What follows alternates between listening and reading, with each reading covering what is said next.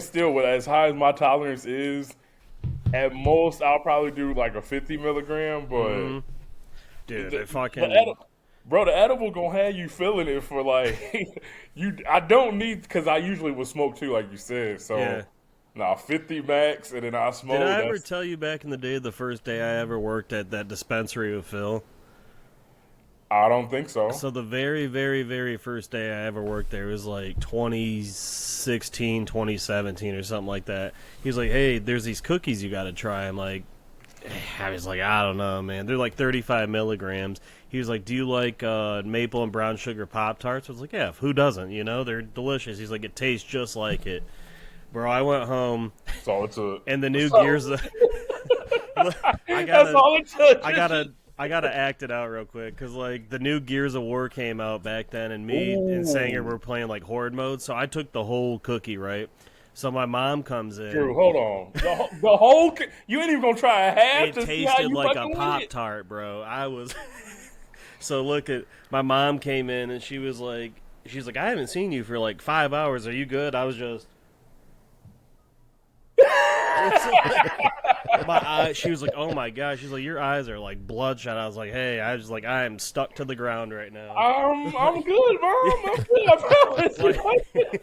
I'm fine. Leave the room. What makes you ask? Yeah. I'm good. How you doing, Gerard? It's good to What's see. up, It's y'all? good to see What's all up, you guys. Gerard? It's been a minute. Honestly, bro, I until recently the only edible I consumed was gummies. Like I just had. This place has like a bar of chocolate. It's actually like caramel something, but you don't taste any weed. It's only 10 milligrams, but something they do with the chocolate mixed in, bro. It's It has you delicious. like Yeah. completely like zoned out and chilling. So I can only imagine. I've never had that experience of, well, maybe with the gummy, but like I've never ate like a cookie Rice Krispie treat, like any of that. So I when learned my people tell tolerance stories- that night. yeah, so when people tell stories of like, oh, I had half of a Rice Krispie, then I ate the Yeah. rest, like, I've never done that, but I've obviously been high as hell, so I just always laugh because everybody got the I'm same a pussy story. with edibles, man. When it comes to joints, I'll smoke all night with people, but Bro, edibles, dude, talk to me. I'm tapping after 30 milligrams. You can control your high when you smoking, like, You really can, yeah. if you French inhaling, like, you can control it, but as far as like an edible, that's in your blood. Like, Well, the other thing too, edibles make my whole body super dehydrated to the point where water doesn't even help me at all, and it's That's just real. I Not get it. super like, can I breathe right? Am I Cottonmouth, breathing? yeah. I was about to say the edible Gerard. cotton mouth is on a different level. Like, It's not even. I pause. It's like cum almost. Like nah, you need more than a pause. I want to say Drew's I wouldn't know, Drew. I'm not. all right. I can't relate. It's like glue. It's like glue. There we go. You guys ever ate glue before? I gotta clip that. Oh, yeah. Hey, somebody tell me the time for that. We gotta clip that. Yeah, we're only 5 minutes in. Oh shit! Oh my god! No, I don't know. Nah, but I trust you. I Right. No judgment. I'm just saying. Yeah, I can't- no. Hey, live your life, kid. Personally, I can't relate. Yeah, same. Oh man. Oh well. Happy Wednesday, fellas. That's a good Wednesday. And in this case, then I just have to ask y'all. Obviously, the 100 men versus one gorilla is everywhere. We got to Where talk did about this it. start? I don't know, but all this does is tell you just the arrogance of human beings in general. Like, Well, count me as arrogant because I think we can do it. All right. I do oh too. my God, there's I no way. think we I can. think I 50 believe. men could. I believe. Yeah. Okay. And this is crazy because Gerard is like the logical, like the. I have a logical way we can get it done. Okay. Bro, if you got... Listen, I'm not saying Yeah, all 100 have to live. Niggas gonna die. All right. I can promise you. People are gonna die. Okay. But all we gotta do is make it to the end, and the gorilla is dead. That's all that matters. Okay. Gerard, I don't know what movies you watched, but... Yeah, I was about to say. Listen. Hey, Gerard, we gotta hear this. We gotta hear this. Listen. The average gorilla is Oh, 6 boy. foot 400 pounds. The average gorilla. We're not talking about King Kong, okay? Y'all got in y'all head King Kong. The average gorilla, you know what I'm saying, is 6 foot. Gorilla, I promise you. Okay. I got So if you had, if we are saying like we're going into it not with just 100 average men, we have to build an army of 100 men. Okay. Yeah. So the first, listen, we got to go into it in droves. Like you can't go jump them all at one time. That's not gonna happen. 99 of us gonna die off of that one punch. You know what I'm saying? So like that's not gonna happen. The first third have to be really big men, like big brolic, like 6'7", 7 foot, 500 pounds. All right, so that body for yes, like 40 Mark Henrys, like go up against him. Like so, then that at least body types you going at that gorilla, and then also here's a caveat. You got to catch the gorilla by surprise. You can't just square up with him. That's not going to work. You know what I'm saying? So it has to be a surprise attack. It got to be, listen, I always say this. First of all, you have to be motivated. You got to be a leader of men, okay? Well, I ain't gonna lie. I don't agree with you, but you motivate me just exactly. See? And the confidence that you have, almost talk to me like a coach. That's crazy. Right. You got to be a leader of men. We got to want this, okay? I don't know what that fucking gorilla did, but that gorilla don't need to be on Earth no more, okay? Man. And I need all 100 of these men to come together as one. All right, pause. All right? And we're going to take down this one average-ass gorilla, okay? And then we're going to get the fuck up out of there. All right, so that, and then people ain't believe Vietnam could beat the USA. You know what I'm saying? And they won off of guerrilla warfare, okay? So that's what you got. You see what I did there? You see what I did there? You see what I did? I love a good pun. I love a good tactics pun. are specifically simulating a gorilla because of what they're capable of. I'm just gonna throw that out there. So like it doesn't matter. All right. So that point is, listen, all we gotta do is 100, like I said, first 40, big ass people. Just human beings, big ass human beings. Tired on it. The next one have to be athletic. Okay, so they're still big and muscular, but they got to move around because he already got Henry. Yes, he got to move around, and he's still trying to fight him. And then you do that. The last one, we got to go for the jugglers. You got to take out like soft tissues, so eyes. You know what I'm saying? Throat. Take him out. You got to rip his balls off. You know what I'm saying? At this point, hey, he got to go. He got to go. Okay, he got to go. All right. Okay. So you know what I'm saying? And we can still use the elements around us. So like they said, with bare hands, we could wrap his neck up with vines and stuff like that. Still got to use hands. We just don't have to use weapons and stuff like that. I believe 60% of the people gonna die, but we gonna still. But that gorilla will die. Okay, like so. Hey man. So you saying 60% got to know the mission and just know? Yeah. No, listen. 100 of us got to know going in there. There's a chance I might die. Okay.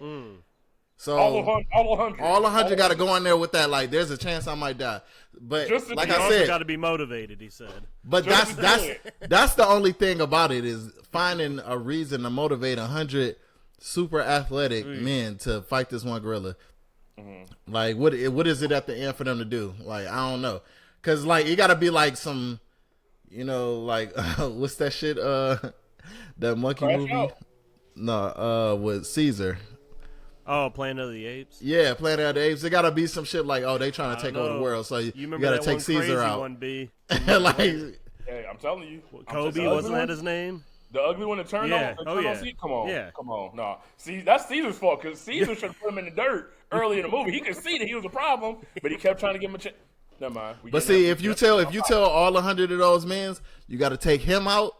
We can get it done. Because then there's a motivation, that a will to live. Like all of 100 of us, if we get this done and we take him out, there's a will to live for the whole world. We're saving the whole world. And if you massage a man's ego, if you tell him, hey, you're a hero, you saved the world, they'll put their life on the line. You know what I'm saying? Okay. Why you think it's a million niggas that go to the army every year?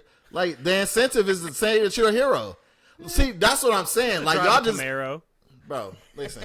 Sign me up, bro. I can recruit these niggas, all right? Wait, so you going to be part of one? No. I'm saying... Gerard, you supposed to lead your team. I think Gerard be in there. Gerard gotta be in there. Listen, for the coach. listen. If you give me a reason to fight, I'll get in there. I'm for sure gonna die though. So like, it depends what order you are in the pecking order. I'm for sure. Whatever I need. I'm gonna be on the front line, bro. He gonna get me out of here. So like, I seen a meme. And by the way, thank you, Gerard. I want to commend you because just the confidence and the inspiration that came up from that speech. I just want you to know, I don't buy what you're selling, but the conviction that you had just got me feeling like I was ready for a football game. I can hold you up. I was motivated.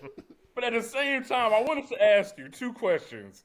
One, did you ever see that video of the gorilla that charged that damn near was a bulletproof kind of glass window? Just charged at it and hit it with both hands and literally shattered. Like it didn't separate. But like, let me find this video because I feel like y'all may not have seen this before, and it wasn't even a gorilla fully pissed. It was just a gorilla showing just a bit of what it was capable of. Let me see, gorilla. There we go. Gorilla cracks glass at zoo. Oh boy. Oh, I have seen. Yep, I know exactly what you're talking about. Yep. Yep. Let's see. I'm pretty sure I could post it in here because we have a chat. Do you guys see this in y'all chat? Yep. All right. Let's all watch it. Where do you go to the chat? Oh, I see.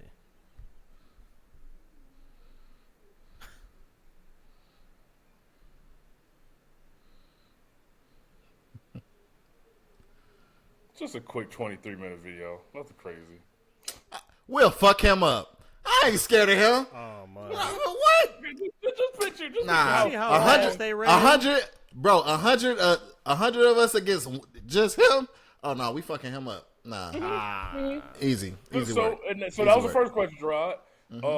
Did you not see how fast he fucking ran though? So like, good God. So, Gerard, do you happen to know what the bite force is for a gorilla? Give or take a few. I mean, it might It might break bones. Sure, 60 of us gonna die. I don't care.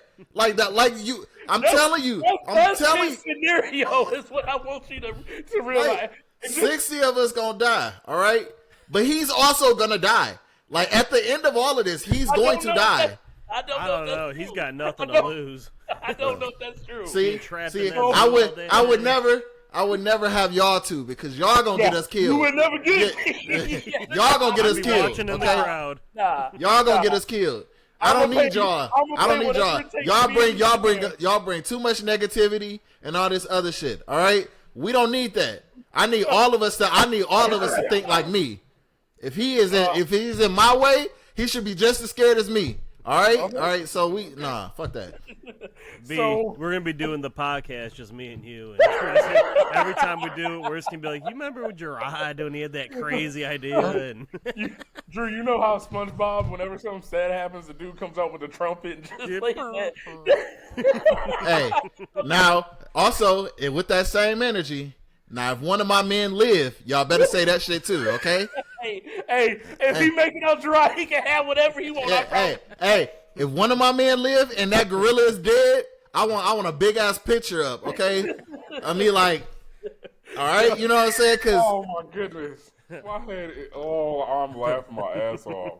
So Gerard, a gorilla's bite force, in case you were curious, is estimated to be around 1,300 pounds per square inch. Just for comparison's sake, a lion has a bite force of 650 psi. So a gorilla, we talking about. I just want y'all to know what y'all like. Another thing is a gorilla's skin is damn near impenetrable. Like Jesus, it's designed for whatever reason to just not like. So a gun won't even work. So if men are using their bare hands, I literally don't think I don't think there's a chance. Like.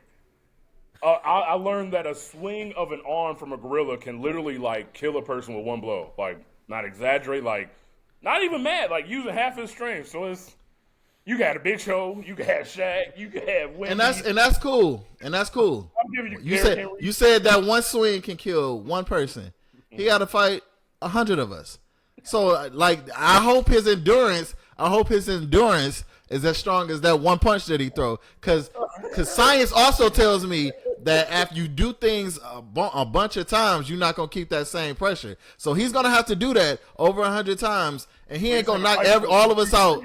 He ain't gonna knock all of us out on one punch. Okay, like I said. So all this science y'all finding, like I said, I have a plan and I have a vision, and I think we can get it done. So B, what was that listen, again? there's nothing. Like, y'all know me long enough. There's nothing you can tell me to deter me from this. Okay. Okay. All right. So like, y'all should know this already. If I'm locked in, I'm locked in. It just is what it is, right? And I feel like if I can get 100 men that are dedicated and athletic and big enough, we gonna fuck that gorilla that you just showed me up. We gonna fuck him up. All right. Drew, we gotta create a poll and find out if we have 99 men that will commit their lives to supporting Gerard if this had to occur. We got to. Listen. In that poll, I just need these men. I need to have a one-on-one meeting with them first to get inside their psyche. Okay, I can't because yeah. Remember what he said too. He said we're also going to kill him by choking him with a vine. Vines and you don't think that bite force is just gonna just snap? No, by the time we choked him out with the vine, it's in game. It's in game for him. It's in game for him. We didn't already wore him down to where. I gotta make this kid happen. First things first. First scene in the movie is Gerard with a serious face and a coach hat on, just giving the zoomed in look to this guy. Look, y'all. First things first. 60% of y'all gonna die. We gotta get that out the way off top. Yeah. You gotta know. No, I'm not gonna say 60% is in my head. I'm gonna go in the room like, be prepared to die. All right? Be prepared to die. If you know in your head, nobody walks into anything. You think UFC fighters go into the cage like, oh yeah, I'm walking out of here easy. No, you walk in there with the idea that there's a chance I could die in this bitch. That's facts. See, you come on, man. Let me do, bro. I'm gonna help you get these 99 men, right?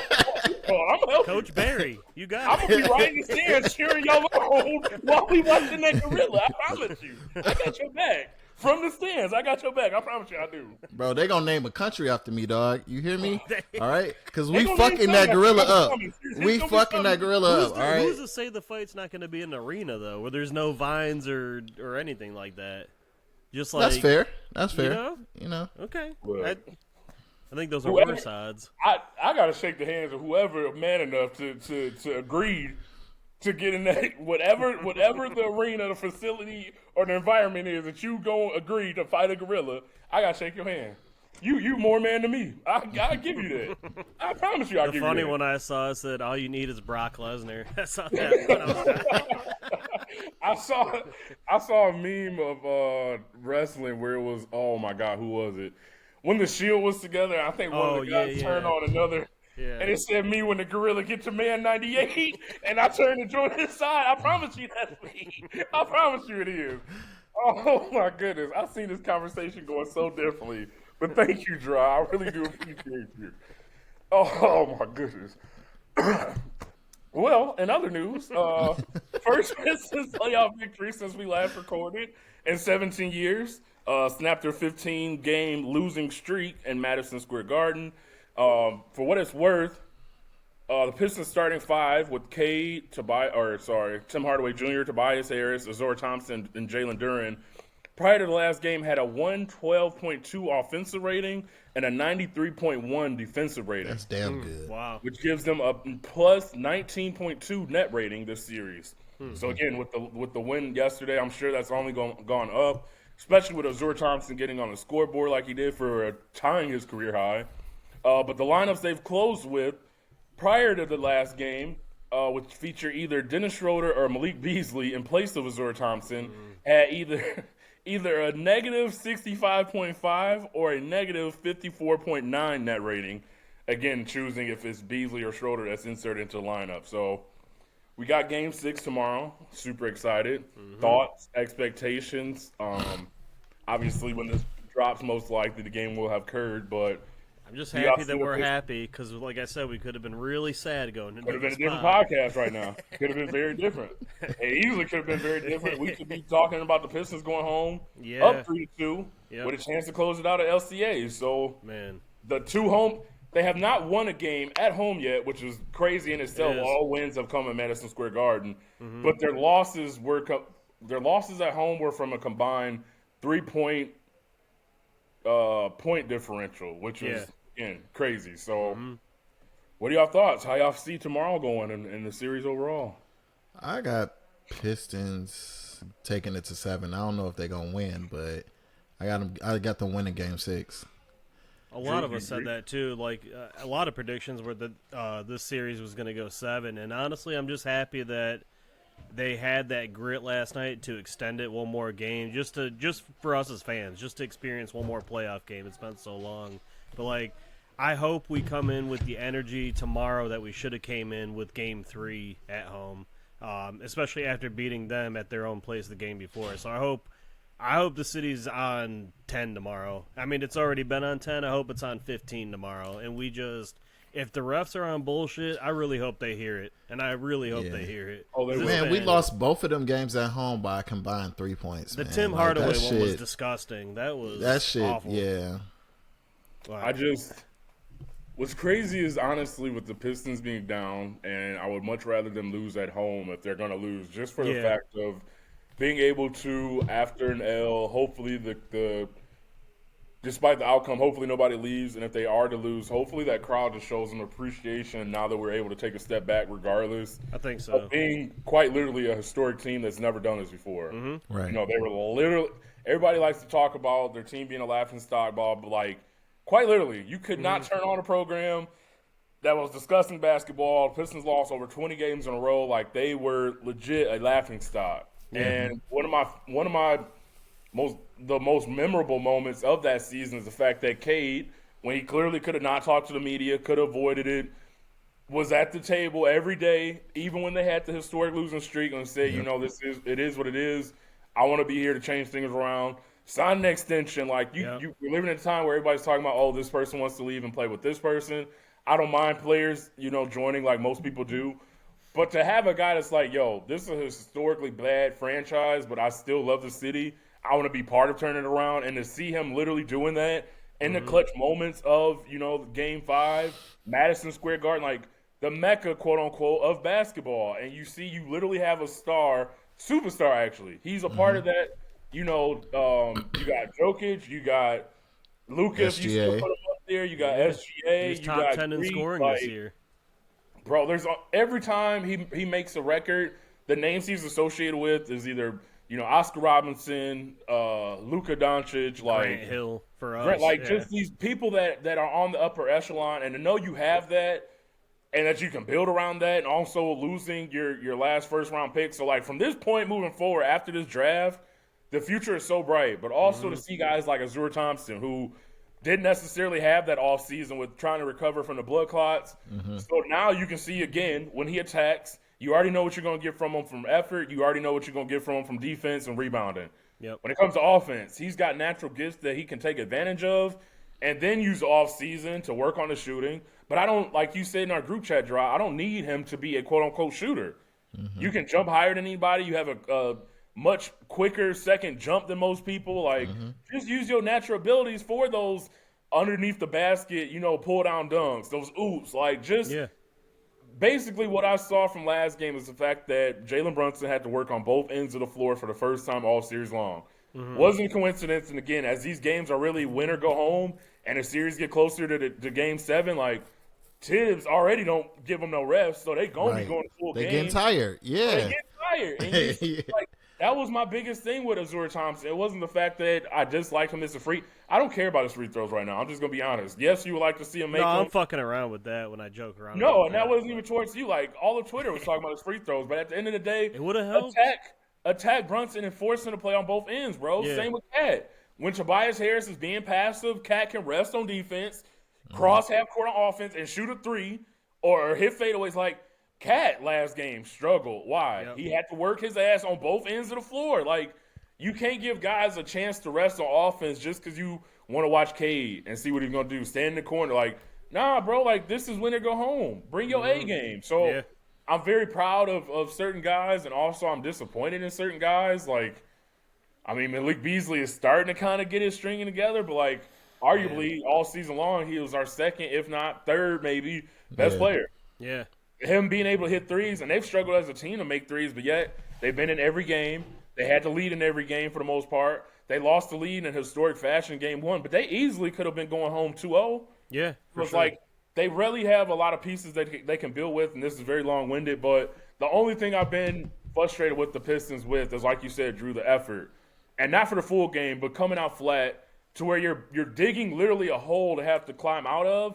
And it's like, bro, y'all always, all year long, when y'all started clicking, effort has never been in question. But I think a lot of that comes to Beef Stew being out too. Yeah. I feel like with Beef Stew being in the game and his intensity, like he's gonna hold you accountable to play at a certain level. Yeah. And I think also they haven't been playing Ryan a lot either, and so that's our energy guy too. So I seen that last game and even game 4, they was playing Ryan a little bit more. You got to play and that's the thing about JB that I appreciate is that you have to play Ryan. You got to play Asur. Like they have to play. I know you want to put shooting in the game and stuff like that, but they are two of your best defenders, and Ryan is your energy guy since we don't have since we don't have Stu. So like you need him in the game. Like you need him in the game so that when Lowe's come around, he's gonna run. You know what I'm saying, on the fast break, like to get the energy up. Like everybody can't be chilled the whole time. Like so, like leave that to Cade. That's what my thing is. Like, and I think that's a great point, Gerard. Like Dennis Schroeder literally cannot be stopped from getting to the basket when he chooses to. Half the game, he coming up the court. And I know I don't want to sound like the old man, but he coming up the court just lollygagging almost. Not like he's not serious, but almost like his impression to SGA is like, bro, you a backup point guard. Campaign coming to game, he might be broke as hell after game 1, but he pushing that pace. Like he know. And when you see the Pistons able to run, bro, their offense is night and day. Like they are a running team. They have athletes. You slow it down and make it half court, everybody's sitting for the most part watching Cade. You got Jalen Duren. If he's not setting a screen and rolling the basket waiting for a oop, he ain't really give you much offensively. So you add Arthur Thompson not attacking. That's 3 people you got to rely on against 5. Like but I also don't want to harp on what they're doing wrong because if we being honest, the Pistons have been outplaying the Knicks the whole series. Easily. The Knicks are just the more experienced team. So like when it came to crunch time, that's where the Knicks will win the game at in the fourth quarter. So like I will give the Knicks credit that once it came to the fourth quarter, which is why Brunson won the clutch award. When it comes to the fourth quarter, they make less mistakes. They make less mistakes. So, like, in the Pistons, like, if you look at it, I sent y'all this, like, after losing for game 1 by 12, we lost the next 4 games have been decided by 12 points total. So we've been outplaying the Knicks. Like, and we're not supposed to win the series. We're 6th seed. You know what I'm saying? They're supposed to be better than us, and they're not. They're not clearly above all better than us. Right. So like, I'm still proud of the effort the Pistons is putting in, but we don't have that much leeway. We don't have that much room for error. So I understand what you're saying, B. Like we kind of got to play perfect. You know what I'm saying? To like really get the like. We got to really squeeze the juice out of this. Like so. Yeah, bro. Like, and that's the thing with the young team. Like, in the regular season, you can get away with the flipping of the switch. Yeah. But like in the playoffs, literally every possession counts. And that's why you don't see a lot of guys that may shoot some bullshit looking a little hesitant because you on film shooting a shot and like the Pistons, what was that, game 4? Yeah. They were lollygagging a little bit at the end of the third quarter. Yep. Got the steal. Dennis Schroeder being unselfish, but also at that moment wasn't the smartest thing to do, passes the ball. Tim Hardaway decides to tomahawk it, snatch it behind his neck. So it's like I'm not trying to be negative, but at the same time, yes, they're not expected to win this series.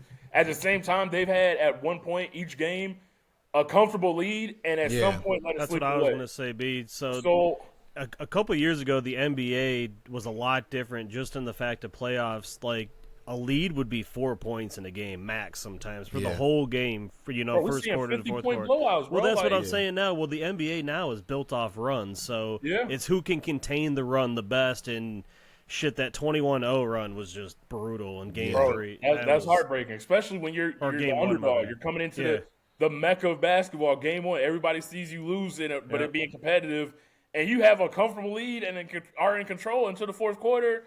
And then it just seems like every game we come out and it's 12-2 in a matter of seconds. It's like, bro, we're digging ourselves out in the first quarter. Like, come on. Gerard did make a good point.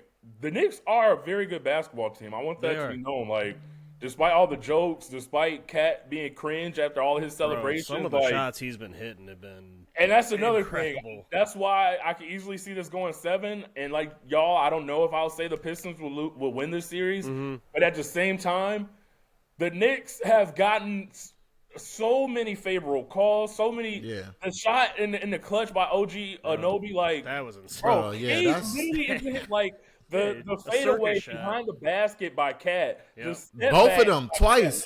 And the 3-point damn near midcourt was like you can't defend that much better. Like it wasn't nothing else Jalen could do. Like last night he hit one just like it, just to pull up from between from 3 30 and the, feet, bro. That's what I'm saying. Like, not that Cat isn't able to do that, but again, if Cat was doing this on a consistent basis, he don't get traded from the Timberwolves, in my opinion. Like, so to see him doing it now and see OG Anunoby having an amazing Game 1, it's like, bro, like Mikal Bridges on some of those like running, leaning shots, like the pull-up three he hit last game in the corner. Like, come on, that net in the corner shot, like two crazy threes. So again, the Pistons have played outstanding. At some point, they've had to lead. They have their leader. They have their closer. I'm just more excited to see, despite whatever happens, what a healthy Ivy looks like now that we've seen Cade take this jump. Well, the funny thing, too, B, is you watch these games, like, who the hell is on their bench besides McBride, Robinson, and fucking... Nobody. Nobody. Like, it's like they're playing a finals roster and getting round 1. Look, they go 7 deep, and at some point, these games have been extremely physical. You're going to run into a wall, and it's... Not to get off topic, but the best feat I've seen about LeBron James in all his years, all his career accolades, is in those big games. LeBron was playing 48 minutes and never subbed out, bro. And in the fourth quarter, still, while guys on the other side are rotating in and out, like, because LeBron couldn't go to the bench because everything would go to shit, right? LeBron's still in the clutch moments of the fourth quarter, doesn't look any more tired or winded than the guys across from him. And just to know, like we see in all these games, guys looking tired. JB to call the timeout last game just to give his guys a rest. Didn't give them no motivation, no speeches, no plays. Just sit here and get your energy, right? And I'm sitting back thinking about Brian legit, like, in Game 7s of the finals, bro, like, giving his all and not getting tired. Like, there's just levels to you see in the playoffs who's really in shape, and who's not. And it's just like, man, I give so much kudos to these guys just for bro, any side, the minutes that they playing, like, Cade played 40 minutes, I think, Game 4. Like, bro, Jalen Duren with Beef Stew not being available has been playing way more minutes than he's used to. I was about to scream at the TV last night, though, when Duren blew that layup at the end. I was like, it's over. I was like, there it goes. him and Azor have those moments where it's like, you got to shake your head, but they're young. They're young. And also at the same time, like, it's great for Azor. It's great for Ron Holland. It's great for Duren. I would have liked to see Sasser maybe. Yes. I don't know. He could be a microwave at points. I see both sides. Sasser can give you some turnovers, but at the same time, he's not just going to stand in the corner and look at Cade. Like, you can give him the ball and be like, go get us a bucket. And he can give you a bucket. And he also can play defense very well. Yes. So it's just. But like you said, I don't know if I would play Sasser over Schroeder, though. And I can't play Schroeder and Sasser at the same time. No, I agree. So, so you got one of them got to sit. So I'm going to play Schroeder. Bro, the way Schroeder's been playing, though, damn near start him the whole game with Cade. Yeah, exactly. Schroeder's been amazing, bro. Like, that's the thing. Like, he's an unstoppable force when he decides to attack. But the thing is, at what point is he playing quote-unquote hard versus kind of settling for jumpers? Yeah. It's not a bad thing, but again, in the playoffs, every possession counts. So if you can attack, bro, put pressure on that defense every chance you get. Like, I'm not telling you not to take a jumper, but they literally can't stay in front of that man. Like, they can't. Yeah. And when they switch on a pick and roll, like, bro, he had Mitchell on him in a pick and roll, and Mitchell was scared as shit. Yeah. And Dennis just settled for a three. It's like, bro, that's what he wants you to do. Like, but again, I love how JB. One thing about him that I was disappointed in the first couple games, mainly game 1 is like I feel like maybe an adjustment could have been made during that run, but hindsight is always gonna be 20/20, right? What I did love is the hack of Robinson. Like, Loved it. Yes. if this motherfucker's on the court Yep. and we need some stops, hey, you gotta hit some free throws or they gotta sub your ass out. Like, Yeah. simple as that. And it may be petty, but okay. You got fucking Jalen Brunson flopping every possession. Hey, we gonna do petty for Betty. Like, if we trying to win, I want to see everybody using different tactics. So, shout out to him, like you said, bringing Ron Holland back into the rotation. But also, what I love about Ron Holland is you're seeing he's not scared necessarily of big moments. No. He just has to get more under control. You got to get under control. Yeah, But you that's like it. to see a young player where it's like you can reel that in as time goes on with him being under control. But what's hard is when these big moments when you see certain guys shying away from the ball. Yeah. You know, not necessarily wanting to, be the person with the ball in their hands when it's time to make or break, a play. Like, He's a Ron rookie, Holland don't though. have that fear, and I love that, bro. I love that Asar. Yeah, you could tell yesterday was an elimination game because Asar played free, and I think that's a lot of the thing that Asar's weakness is that he overthinks a lot, and I think he just like you could tell he's not scared on the floor, but he also doesn't want to mess up. Like he doesn't want to be the one where it's his fault. So like he want to make the extra pass. He want to make sure he's playing basketball the right way, which I appreciate about that about him. But yesterday I seen him playing free, and like I like that. Like, yo, go get a bucket. You're faster, jump higher, and probably stronger than a lot of them out there. So use advantage of that. Times where he gets an offensive rebound, it's like, okay, great, you made that extra hustle, but then sometimes he panics down low. Yeah. That's the one thing and the other thing with Holland, great player. I mean, great experience for a rookie, but he tries to split the defense too much sometimes. It just, like you said, out of control and just loses it. But it's just, that's the thing. ticky-tack. When you're 19 and it's your first playoffs, Yeah. I can live with You're that. excited, yeah. When you're Tobias Harris and you've been to the playoffs multiple times, or Tim I'm Hardaway just glad Jr., he stepped up yesterday. bro, that's the thing. I think that's the frustrating part about, I'm going to just speak for myself, Tobias Harris. He has all the tools to literally be a 20-point per game scorer. He's a mismatch. Like, he has the perfect archetype for like your traditional 4 in today's game. However, Not a there's traditional times, type of style. He's a back down guy, back down mid range guy. bro, mid-range, like he's got it all. He can shoot the 3, he Yeah. can put it on the floor, but at the same time, there can be stretches in the game where you literally won't know that he's on the floor. Like, that should never happen, especially when you have Jalen Brunson switching on you. Why are you fading away versus literally putting his ass in the basket, bro? Dog, Like, that What shit was Cade does pissing to me him. off.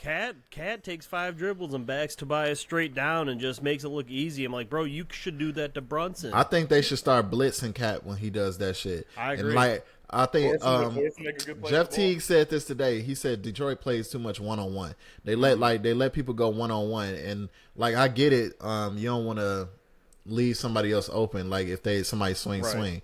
But with Cat, you seen when they did attempt to blitz him yesterday, they were stealing the ball because he ain't that fast. He ain't the best. He's Like, gumpy. You're right. Like, That's the thing, bro. You know Jalen Brunson's going to get his. You know there's going to be bullshit fouls. Okay, you can live with that. Him and Cade, for the most part, are going to cancel each other out. Right. The X factor is Cat. Okay, so what are we going to do? On the perimeter, that's a tough matchup for Jalen Brunson. But then, like you say, when you switch Tobias on him, he's just going to back him down and put him in the basket. So my thing is, like you say, you got to make one of them uncomfortable. I'm fine with doing the one-on-one, letting Azur handle Brunson. Yeah. But nah, bro, like Cat not going to get easy looks. And I don't know how that move that he did in the post with the elbow, like, bro, I don't know how that's not a foul. Like, and he travels every game. he travels, and you see on the other end, Cade running into walls and like not getting a call. The 3 he hit, which was super clutch, that should have been a blocking foul on Jalen Brunson. Like, if you gonna call it one way for New York, just call it the same way. That's all I ask. That's all I ask. Call it fair. It's only fair. In Game 4, they were letting both sides play, and then randomly in the second half started calling tic-tac shit. It's like, bro, that's what the playoffs are supposed to be about. It's supposed to be called a certain way and consistent, but it has not been this series. And that's not even me being a homer. Like, that missed call on Tim Hardaway Jr. was terrible. Like, there's no excuse.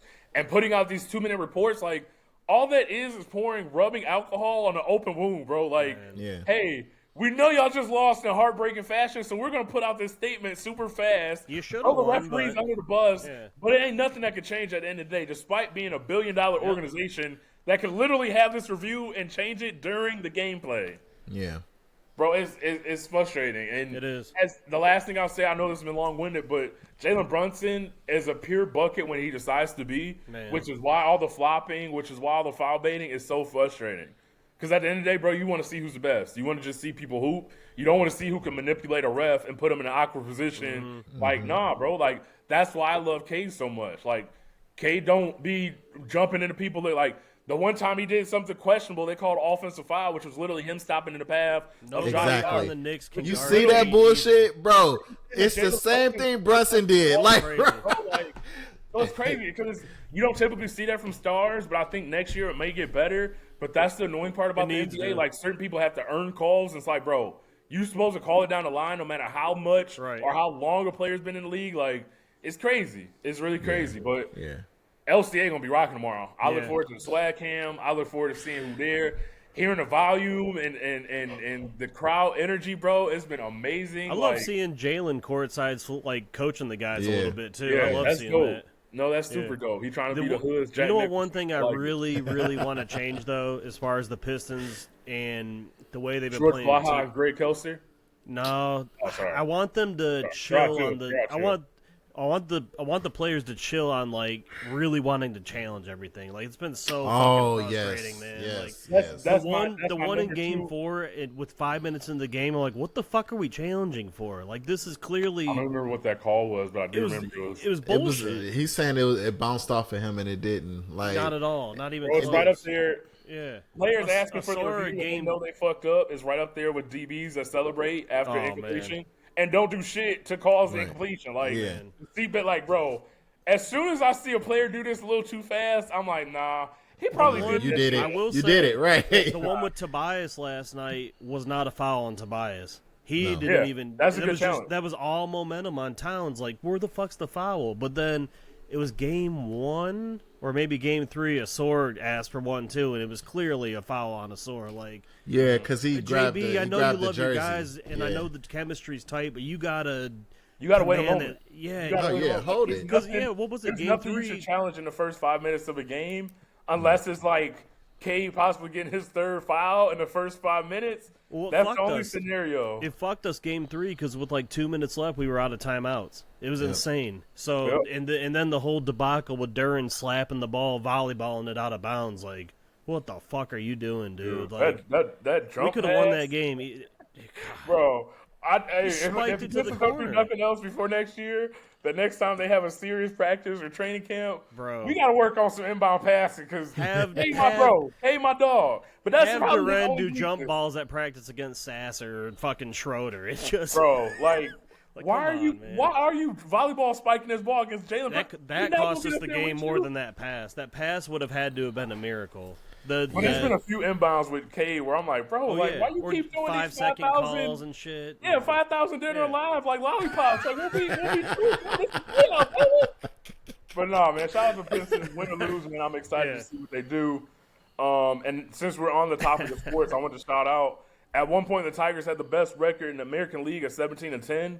I need to see what their updated record is. However, I think they won today against the Astros. They won. Yeah, I think Javier he had a grand slam. So their 12-3 home record was the best since 1911. Man. So the Tigers are rolling. Didn't start off too hot either. So to see what they've done, very impressive. And it's just a great time right now for Detroit sports, man. We're 19-12 right now. Bro, that's amazing. Best record in the AL again after today. So between the Tigers, the Lions, the Pistons, man, like it is a great time. And I wanted to say that earlier too. The Pistons are on the trajectory that the Lions, Tigers last year, and now them. Yep. Please, Steve Yzerman, do something because I heard his press conference and I really wanted him gone after that. He was being a little bitch up there. Honestly, that interaction between him and Dylan Larkin kind of through the media is like... Did you hear what he did with Rieger? No. So Rieger asked him, he was like, do you want to talk about the Trevor Wallman trade? It was earlier, it was like in the offseason last year, and it really fucked him, and they're saying it might be a historic fuck-up now. And he was like, no, I'm not answering it. No and no. I'm like, dude. I was like, it's a third-grade answer right there. Just... I don't know. I'm pissed because it'd be beautiful to have all 4 teams hot right now, and it's sad. No, I mean, hey, considering Pistons at have one been point we amazing. had all 4 teams being trash, I will take 3 out of 4. I'll take 3 or 4. You're right. But no, it would be cool to see them finally pull, the anchor, I guess, quote unquote, of the sports city. So, Yeah. no, thank you for that, Drew, because I do love being able to give some input on the Tigers and Red Wings because we don't talk about them as much. Speaking of the Lions, it was announced that the Lions will play the Chargers this year in the Pro Football Hall of Fame game, July 31st. I think that would be super lit. I had 2 other things on here before we get to Did You Knows. Drew, I had a specific question for you. You know how we always talk about you being an old man on the porch? Yeah. You know what's my old man guy take? Oh, I'd love to hear it. Tell me. So, y'all know the sound of electric vehicle motors, how they just like... almost like that Ascension to Heaven sound. Like I saw this meme where this dude heard the sound and thought he was about to be teleported to heaven, but it was literally just an electric vehicle about to park next to him. I'm like, bro, that's so relatable. But something about that fucking motor just grinds my gears. Like, I want to hear some revving. I want to hear it like, bro, I need some gasoline. Maybe that's what it is. Like, it's just. You want to hear that Hemi, huh? Maybe it's that toxic masculine energy, but that sound of an electric motor going past just pisses me off, bro. Oh, man. I had to get off my chest. Extra old man yells at a cloud, bro. Every time I hear electric vehicle and that stupid fucking sound. It's almost like Cat running by you on the court or something, you know? It's that little sissy sound. I swear to God, Paul Reed in game 3, I swear to God that's why they got in a tussle, is because Paul Reed called him a little bitch or something like that. Bro, he pushed him. He literally pushed him like. And I guarantee Paul Reed said something though, like you're a little, Bro, I know Beast Stew, and the funny part is Beast Stew wasn't even playing, but you saw the camera like pan over to see his reaction. Bro, I'm like, dog, that is the funniest shit ever. Just to wrap it up with the NBA, kind of. Did you see that Warriors Rockets game last night or 2 nights ago? Yeah, bro. Yeah. Gerard, that first half may have been the longest first half I've ever seen in basketball. Yeah, it was. Dylan Brooks and Draymond just going back and forth. Yeah, it's insane. Like, and then what's his face, Eason on the Rockets too, and Draymond going at him. Like, what is going on? Right, this is a clown show. I watched that to the end because it was a really good game, and now the Warriors. Now the Warriors getting smacked, so they go into a game 6 too. But it's been a good series. Yeah, like Draymond, like Segun had Draymond on the island. Mm-hmm. All he needed was to take one more dribble, just one more dribble, yep. and he would have had it. Yep. And like, I don't know, Draymond psyched him up or whatever, or he felt like he had enough space, but it was just a little short. If he would have took one more dribble, it was over for them. Like, dude, so Segun's shot is disgusting. Like, you talk about somebody, he's got like a little one-step runner. It's so disgusting. Bro, his footwork is crazy though. Like that's a white dream out there. White dream. Have you guys been watching the Clippers Nuggets series? Because that's been my favorite by far. Yeah, besides Pistons Knicks. Besides Pistons Knicks, it's been back and forth every game. It's been incredible. So the Timberwolves and Lakers are on tonight, and Lakers are about to get bounced first round, and Bron's going to get. And I've been seeing people talk about Bron, and bro, Cuz is 40 years old, man. I don't know why we expect him to be superhuman. Luka should be superhuman right now. Right. This is Luka's team. Let Luka pour it all on Luka. LeBron have a triple-double. They're like, you should have had 40. It's like, bro. Like, what you... It's just like how Greek got clowned for Milwaukee losing. It's like, that was Gary 40 Trent's points fault. and 20 rebounds. I don't know.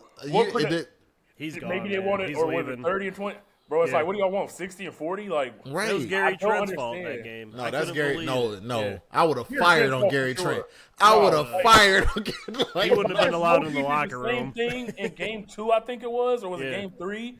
Cade hit him with a pass in the clutch and literally bobbled it, and the ball went out of bounds. Wide open. It's like, but no, the playoffs have been entertaining outside of the 50-point blowouts, which that wasn't not on the podcast talking about how NBA is better than college because you don't ever see lopsided victories like that. And here we have first time ever in the history of basketball, teams getting popped by 50. So clearly, I know basketball. Memphis was getting popped by 52 against the Thunder. That's what I'm saying. Like, bro, like, come on. I really think they should stop playing games if that's going to be the case, because those teams don't deserve it. Then whoever wins that game, just whoever's the 7 and 8 seed, make it like it used to be. They make it, based on record. I have agreed with that, but also I do know that playing games was put in to have less teams tank. Yeah. And it has kind of worked in a certain way. So, like, I didn't know as that. annoying as That's it cool. is to have, like, those extra games to determine, it's B, I also, take it like, back. I'm sorry. I didn't realize it. no, you're good. I always try to point that out because I didn't know that. they are That's cool. annoying on one hand, but at the same time, they have also kind of fixed the issue of Yeah. not everybody, but having more teams be less Middle likely. tier teams. Yeah, so Yeah, that shit was disgusting what Cleveland did to Miami. All right. One of my bros is from Cleveland, and I was texting him like, "Yo, hey, chill on them." He was like, "No, we they ain't love supposed to be here, so we had to let them know." Like, that's bad. Gerard, we Take got y'all out the less- ball and it was 77 to like 30 or something. I'm Like, like, Jesus. Bro, it was ugly. I'm like, bro, that was after the first quarter. I'm like, all right, y'all gotta chill, dog.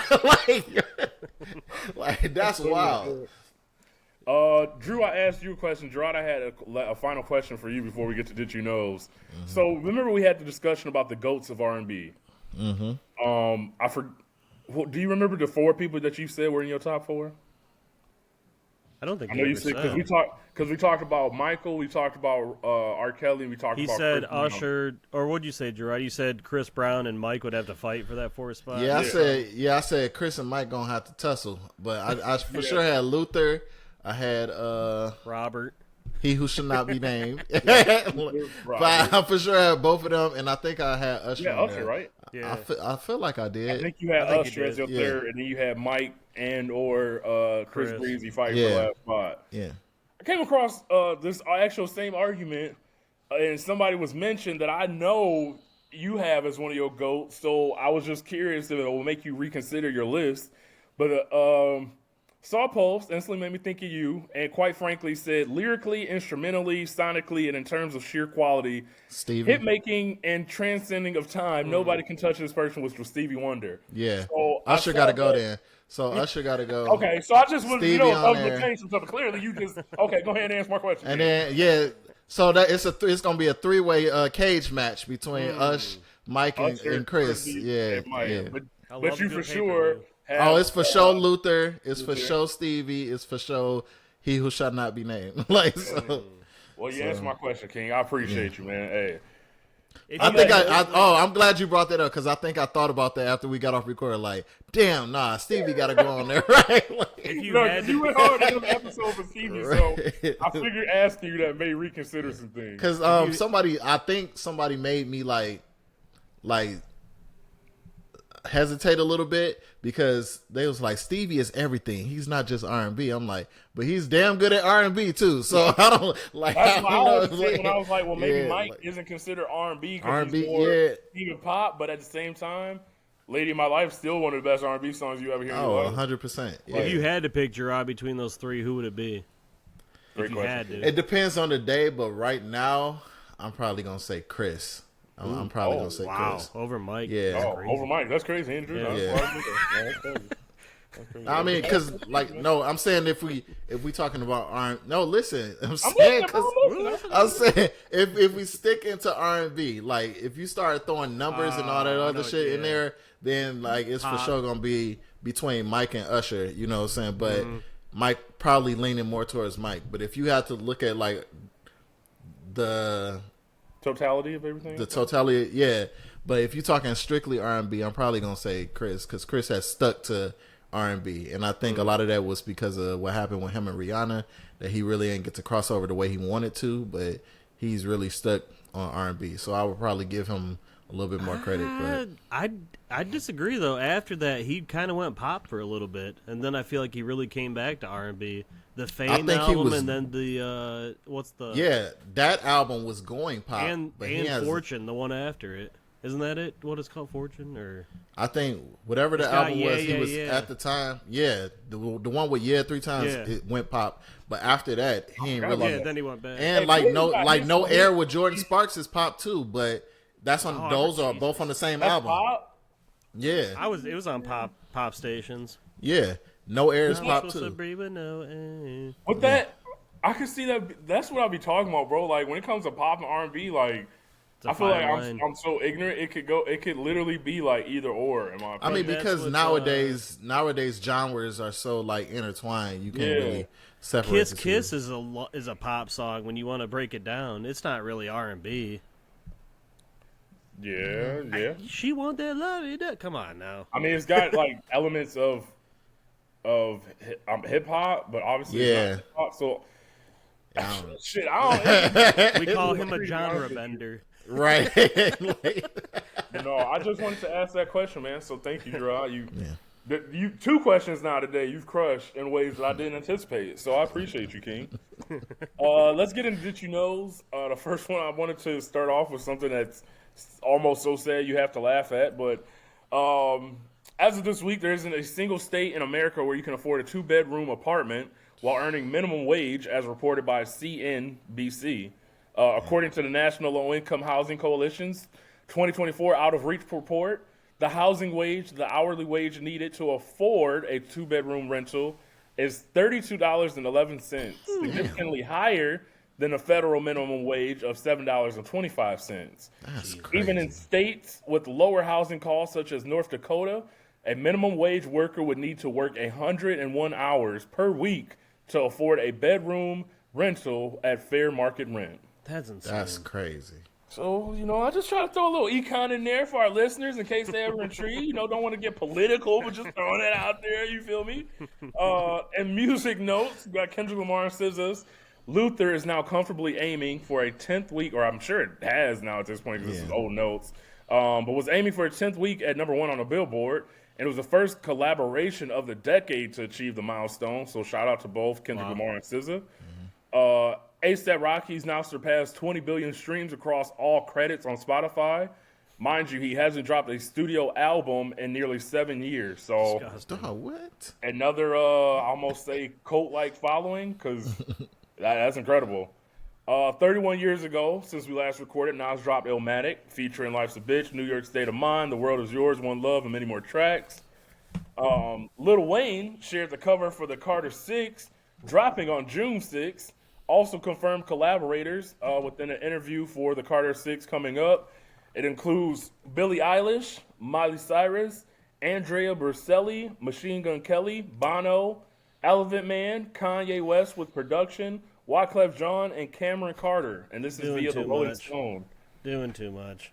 Hey, if you want to go back and listen to our thoughts on current day Lil Wayne, please go listen to the other episode. But I will say I'm very impressed by the list of artists, but it also signals like, hey, I may not be able to do the heavy lifting like we talked about with Bron. Hey, Bron 40, he up there. So, hey, my ability ain't there. Though, Bono did a track with Kendrick on Damn. People forget about that.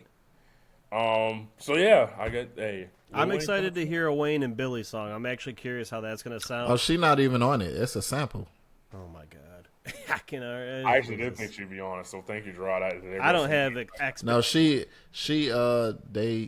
because when that came out, when you put in your notes beat, she had to refute it because she was like, I ain't do no song with Wayne. Wow. And then and then they said it was a sample. So it's interesting that he didn't specify that, but hey, Lil Wayne's gonna Lil Wayne. Ryan Coogler. Maybe he ain't know. You know how he do. Oh, I don't remember. Oh wait, Kanye and Jay-Z did an album together. Like, motherfucker, you said that's why you and Drake didn't put an album out because they had. Don't get me started. Go sip your lean, Lil Wayne. Go sip. Yeah. Bless his heart. Ryan Coogler's Sinners is the best reviewed wide release film of the decade. 98% of critics and 96% of the audience members on Rotten Tomatoes are actually those are votes received. Ryan Coogler's Sinners is also the only horror film to get an A cinema score in 35 years. Dang. Incredible film. I still haven't seen it. All I've seen is great things about it. Well, I mean, at this point, because, everybody hyping it up now. Like, well, not hyping it up because when it came out, it's definitely incredible. But at this point, you might as well wait till it comes to streaming and run it up there. Really? So. Okay, it's a couple movies. It's not like seeing I'm like, it at IMAX, because it left IMAX today. So you're not going to get the same experience. Seeing it in IMAX is a visual experience that, you can't replicate because he made it specifically for that. But just the story and the cinematography and all of that, like the writing, all of that, it's an incredible film. What level of horror was it at for you? So, I would not consider this a horror film Because Gotcha. Drew, you know how we get down with horror. Like I wouldn't consider this a horror film. I would consider this. I'm not part of the horror game. That's You don't what- like You horror don't like movies. horror films, right? Go watch Hereditary. Right. So I would consider this more of a thriller, but it's a lot. It's the genre. This movie got a lot of pieces in there because it's like a Well, I like it. you would like it. You Okay. will. I'm you dying would to see enjoy it. Like, so I would tell everybody, because I think because people are pushing the horror agenda, that you won't have an idea of a vampire for at least half of the movie. Oh wow. Like, and then when the vampire shows up, they fucking show up. Like, it's like it's not like it creeps in. Hey, what's going? Like, no, like it's like vampire. Oh shit, vampire!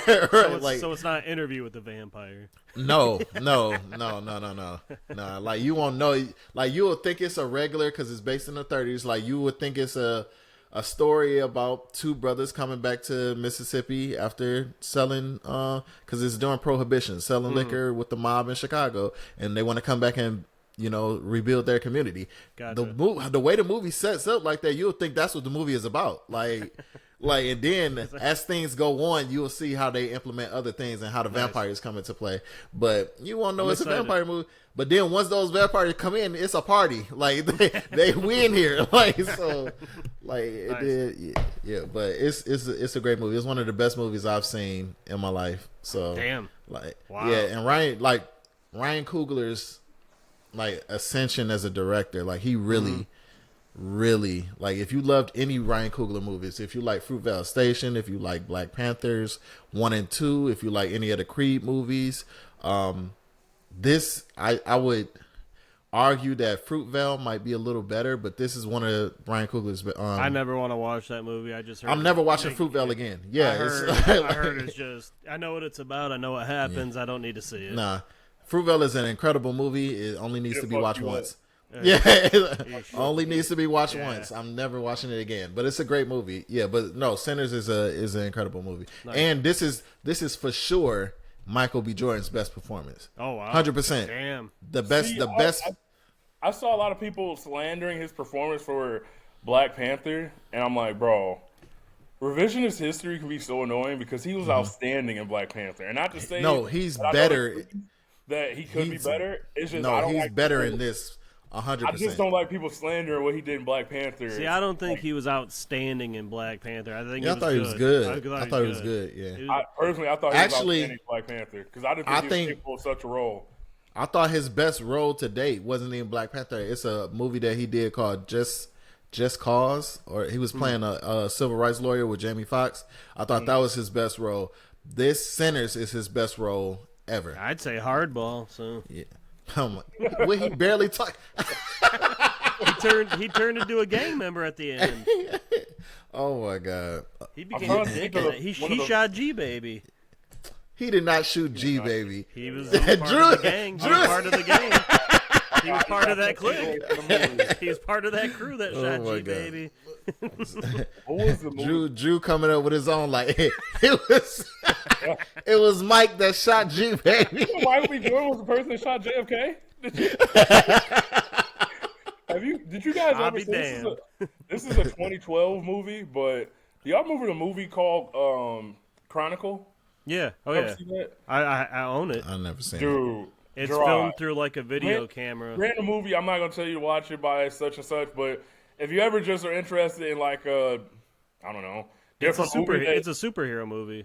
Yeah, superhero, but like also not like it's not gonna be like Marvel. It's more like a chill type of superhero. But like what's cool about it is at the time, like Michael B. Jordan isn't a huge name or wasn't a huge name like he is now. It was basically like kind of younger superheroes, but really dope movie. And I think that was something that showed me like, okay, Michael B. Jordan has like really great acting potential. That's a good poll, B. No one ever talks about that movie. Nobody ever talks about that one. And I remember being like, dude, this is a dope movie. Gerard, you remember the first Cloverfield movie, how it's filmed through like a video camera? That's how Chronicle is. It's about three boys who find like a stone and it's like it gives them superpowers, and one turns bad, and Okay. I don't know if I'm gonna look for it. I never even heard of it. Good. So, I don't know if you're familiar with Dan Dehan or Alex Russell, Ashley Henshaw. So it's like names, but like they're not the most prominent. But when you see them, you be like, oh, okay. But again, this is in 2012, so Yeah.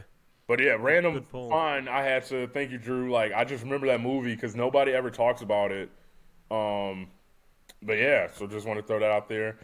Continuing on with Sinners, so it earned $19.2 million domestically on its opening day, second biggest opening for an original horror film this decade. And then the second week, the film only dropped 4.9% in its second weekend to rake in another $45.7 million, officially making it the highest grossing R-rated film ever released in April. So that's dope. Yes. I want to give kudos to Ryan Coogler, man. Again, I love watching his interviews because in 4 seconds, you know he's from Cali. And, like, what he's doing in his career, bro, it's just amazing. Well, shit, that gives him the green light to do a million other things now. With those bro, he's got a deal where in 20 years, I believe, he'll get the 25 years, he'll own it. Yep. Wow. Like, so another power move. But just the way, when they ask him about it in interviews, like, he doesn't make a big deal about it. He's very humble, but, like, at the same time, like you say, to shoot this in IMAX, like, to be so young but already, like, having his name next to directors that have been doing this for probably as long as he's been born, like, it's just super dope to me.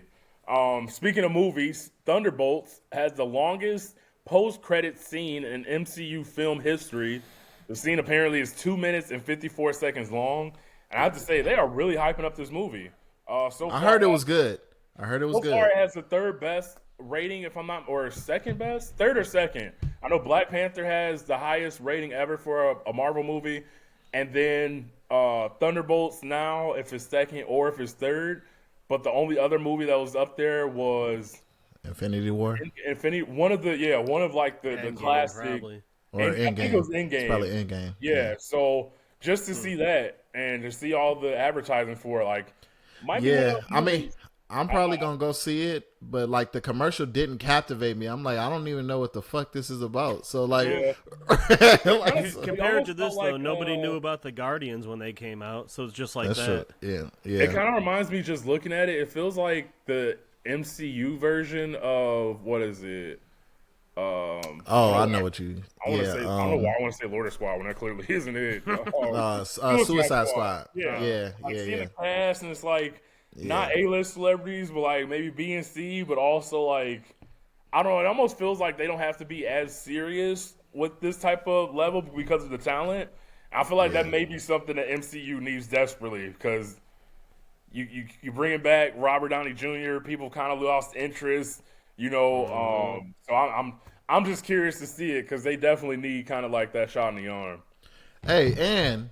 The lowest of keys, Florence Pugh is a fine white woman. Okay, pretty. Yeah, She's I'm old. just on the low. She's on in the Midsommar. lowest. I like her in that. Florence Pugh. Okay, let's see. There's a movie she did with Harry Styles that was really good too, Brian. I saw. You got good taste, brother. Yeah. Okay. Florence Pugh. Yeah. All right. Last note that I have here is the PlayStation 6 console generation will include a standard console and a portable one, according to leaks. Set to release in late 2027 or 2028. You will have the portable PS6, which is less powerful than the PS5, and then the portable console will likely launch after the main one. So, Drew, I know you love PlayStation. Thought that I'd throw that in there because Yeah, Drew, how you feel about that? Is that even necessary? Dude, they've tried portables for PlayStation since the PSP, the Vita. They haven't. I had Chris Hurst, shout out to my boy. I had Chris Hurst PSP for at least 2 or 3 years and didn't know. I thought I gave it back to him, and he would keep asking me like, "Yo, you got my PSP?" I'm like, "Bro, I gave it back to you." Randomly moving, stuff around and found it somewhere tucked away. Like, and had to get one of them apologies like, "Yo, bro, I know I said I gave it back. I'm sure I did." But no, bro, that's literally like, I remember they've been trying to do this for a long time. Yeah. Leave it to Nintendo for the handheld consoles. I was about to say, maybe they're trying to compete with Switch when it's like a battle they don't need to like stay in your lane. Like, I just don't understand it. And I did hear apparently with the Switch you can possibly So there's an offer where you're able to trade in your Xbox console for the new Switch that's coming out. I'll But do it tomorrow. apparently you can operate or play an Xbox on the new Switch. It's That's something weird. like weird, but basically with Xbox, you're going to be able to play that on like PC. Like, Yeah, you're right. Because I did. I was listening to a podcast today about it actually, and there's like a cursor you can use on it or something like that. Which I don't know how they're gonna do it. Cause yeah, I'm gonna get it eventually, the Switch too. Because if I'm gonna be honest though, in this well, I guess Switch came out kind of when PS4 and Xbox One were still around, but I'd play my PS5, then I play the Switch, then I play Xbox, and like the amount of time I allowed them, like I'm not gonna lie, dude, I've barely played this Xbox since I've gotten it. There's no games to play on it for me. Listen, man, I think I'm becoming an old man because all these new games is totally unnecessary. It's stick to your sports games. Hey, come on, join the old man yelling at the clouds, right? I've been playing. Different When you talk about what we played and shit, I got one because you'll appreciate it. Oh, well, without further ado, let's get into what we listened to, watched, Not shit played. again. Let's go on to the next. No. We watched the draft, Drew. We can talk about the draft. I'm joking. I've listened to a few things. So I've listened to a couple things, just two. One is a surprise and one isn't. I guess I'll start with the first one, which was a surprise. Whoa, hold on, real fast. I got a question for all of you. Have you guys listened to Cushion? No, I'm sorry, Cushion OJ too. I guess I did. Maybe, that's Bro, it wasn't that bad, dog. Sorry. I gotta wake myself up real quick. I need a sativa or something. Drew is crazy, bro. The project that I listened to was Future Hendrix Presents The Wizard, which started by Durez sending me a song, which I went and listened to, and then I was like, I know I've heard songs off of here, but I don't think I've listened to this, tapped in fully. And, bro, the amount of bangers, I don't know how I slept on this album, but I'm pulling it up right now. But I ended up listening to it from beginning to end after hearing that first one. It's like, bro, that shit was amazing. It's one of the albums that people don't even discuss when it comes to this. Bro, when it comes to the top future projects, I'm telling you, like, let me see. Yeah, 2019. I don't think I've ever glanced at it or skimmed it or anything. What's it called? Wizards? Yeah. Future WZRD. Hendrix Presents The Wizard. So yeah, I heard that, bro. So I don't know if you've heard FNN before, Drew, but bro, it's hella bangers on this. Like, I'm trying to think of what's ones that you would know. Call the Coroner. What's another one that you may know? I'd have to hear him, honestly. Oh, I've heard Jumping on a Jet. I've heard that. First off, with Travis Scott, you've heard that. That's on there. But FNN is a banger. But in general, Jumping on a Jet, Rocket Ship, Never Stop. So it's hella heat on his album. I went back. Even Unicorn Perp featuring Young Thug and Gunna. Like, it's really good music on his album. So it started by Durez sending me a random song where it's like, oh, this is good. And going back like, oh, I haven't tapped in. And being like, damn, like, we all know about Dirty Sprite 2. We know about, all the mixtapes and stuff. But this was a really solid project. So, again, more to that argument of Future possibly being on the Mount Rushmore, depending on how you want to make your list. And then the second album that I listened to was Khalifa and Cushion OJ2. I also had a question, which is funny because I feel like it confirmed as I listened to the album unknowingly. But I was going to say, so a lot of the beats on the album, or some of the beats I should say, reminded me of Larry June vibes. But then I realized the energy is just like the original Cushion Orange Juice 2 when it comes to Larry June. So I wanted to ask, did Wiz Khalifa walk so artists like Larry June could run? And I promise I typed this before knowing that they even had a song together on the album. So again, like, clearly they fuck with each other because they're on like the same wavelength. I was curious how y'all feel about that question. I would honestly say that Currency did it first in that Larry June style because he was that kind of talk rap before Wiz was. So you think you give it credit?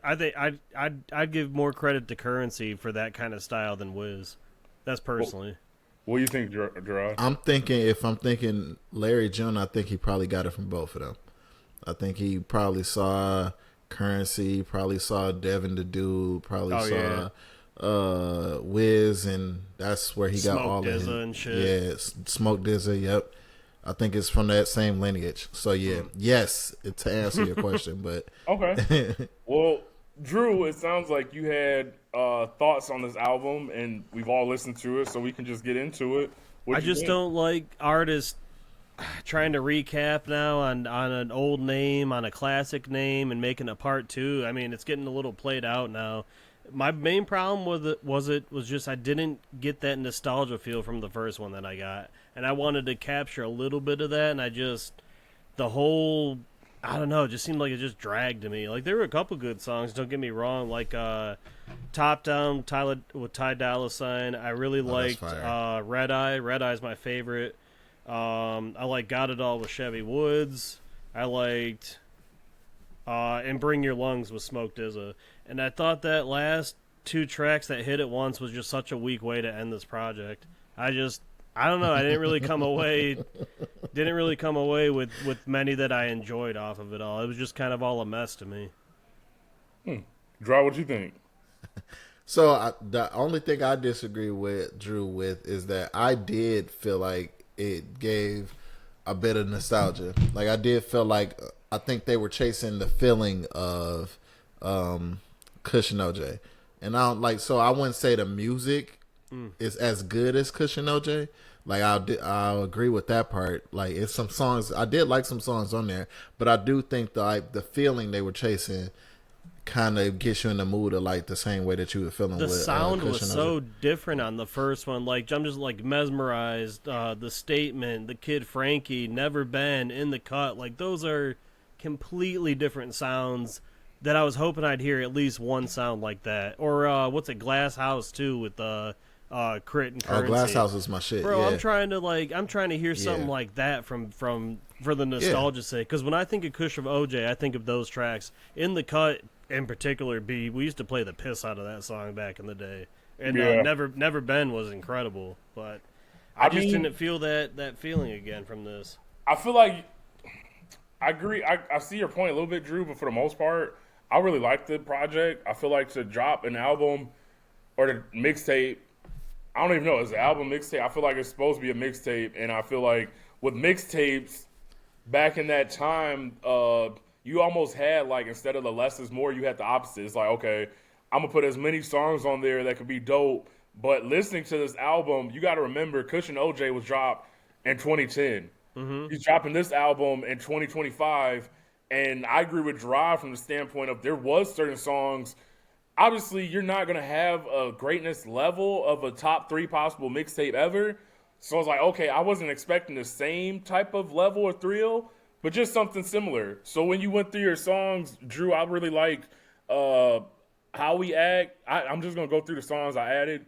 Crime Bud and Women. Top Down, like you said, I added Jet Taylor. My Influence with Future J. Yeah. I added Got It All with Chevy Woods, who I also wanted to ask you about Chevy Woods because I know Chevy Woods more so for his features than his individual work, but like I just feel like he's been around certain stars for years, but I've never heard of like his own shit where it's like, oh, okay, this is Chevy Woods solo work. Like my favorite Chevy Woods songs are literally his features, or has big names features. It's like not really his independently, but I can ask you guys about that later. I added Just to See You Smile, Keep Ballin', Khalifa's Home, Hide It featuring Don Toliver, which I added for our Hoop Run playlist, Drew, and then Bring Your Lungs. But again, if you're comparing it or want it to be like the original Cushion OJ, I feel like you're going to be disappointed 10 out of 10 times. But if you're looking for some of that energy, some of that vibe, but also like Wiz just talking his shit, talking about being a father now, like a lot of the stuff we ask for artists, but I feel like it's cool to see Wiz be able to have similar flows, similar energy to a project he released 15 years ago. So not like I'm grading this project on a curve, but also at the same time, like I came away with a different nostalgia feeling, Drew, where it's like, okay, we always talk about Snoop Dogg and all the people that came after him, but like Wiz Khalifa at this point, like he's solidly on that, maybe not A tier, like with the top 3 that we always talk about, but he's right there with the Big Sean's, with the, I mean, all the artists we always talk about on that level below. But I really enjoyed the project. Like I didn't rush to listen to it. I waited because obviously it came out on 420 weekend. I didn't want to be stereotypical. Like I just kind of listened to it on a. My first listen was actually in my Jeep, so like the sounds are amazing. So I didn't listen on my phone. I don't know if that plays a difference in how you would feel, Drew, but my very first listen was literally with my whip, so that changed everything because it was a nice weather day. So I enjoyed it, man. I don't really have super high expectations with Wiz because you know what he gonna talk about. Like, yeah, that's the thing. I didn't have high expectations. I'm not looking for the boom bap. Like, you looking for somebody to talk about smoking weed, fucking hoes, and chilling. Like, mixed in, talking about being a father, different points of view, starting your strain of weed, like ownership. It's almost like a weed version of Nipsey Hussle. Like, Nipsey used to talk about crypto and shit. Like, Wiz is talking about business from like a different perspective, and I just think it's super dope to see essentially like our generation's Snoop Dogg. So I didn't come away with it disappointed, but I wouldn't necessarily call it album of the year. But I also don't know if it's supposed to be considered a mixtape, like trying to copy what it used to be like in the back of the day, or album. So it's a project. It's an album. It's right. Yeah, it's getting sold. Nobody does mixtapes anymore. So I don't know what counts on their contracts, but if it's getting sold, it's an album to me.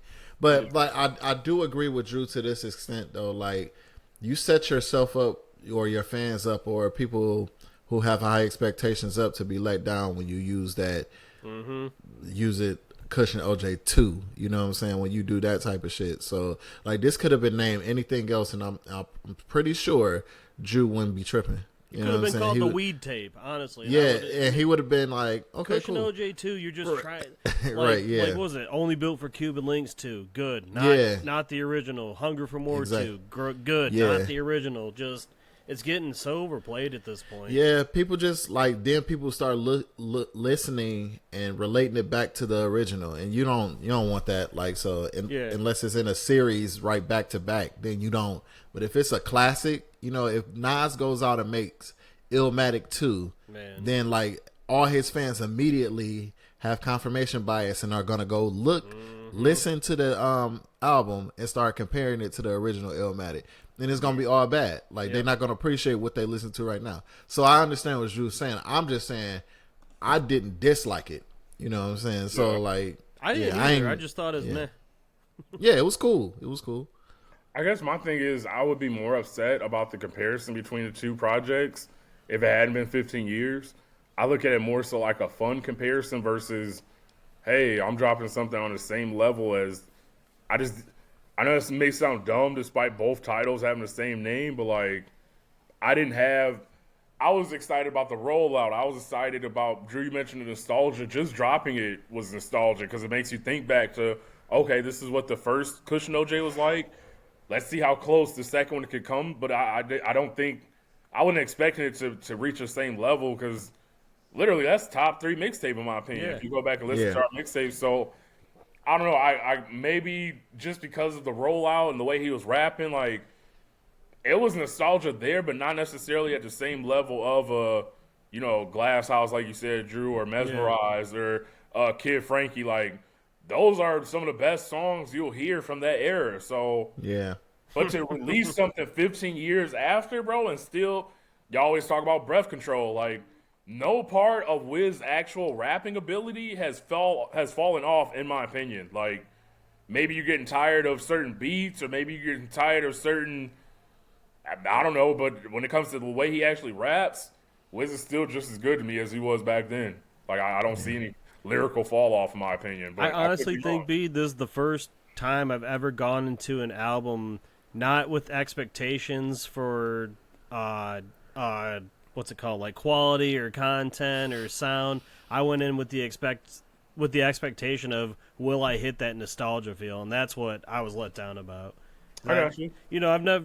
I will say, I mean, I like to bring up Only Built for Cuban Links too. Personally, for me, that's probably the best follow-up to an original that I thought was kind of comparable to the original. But yeah, I just kind of want people to just stay away from their classics at this point. Just let them live still in classic territory.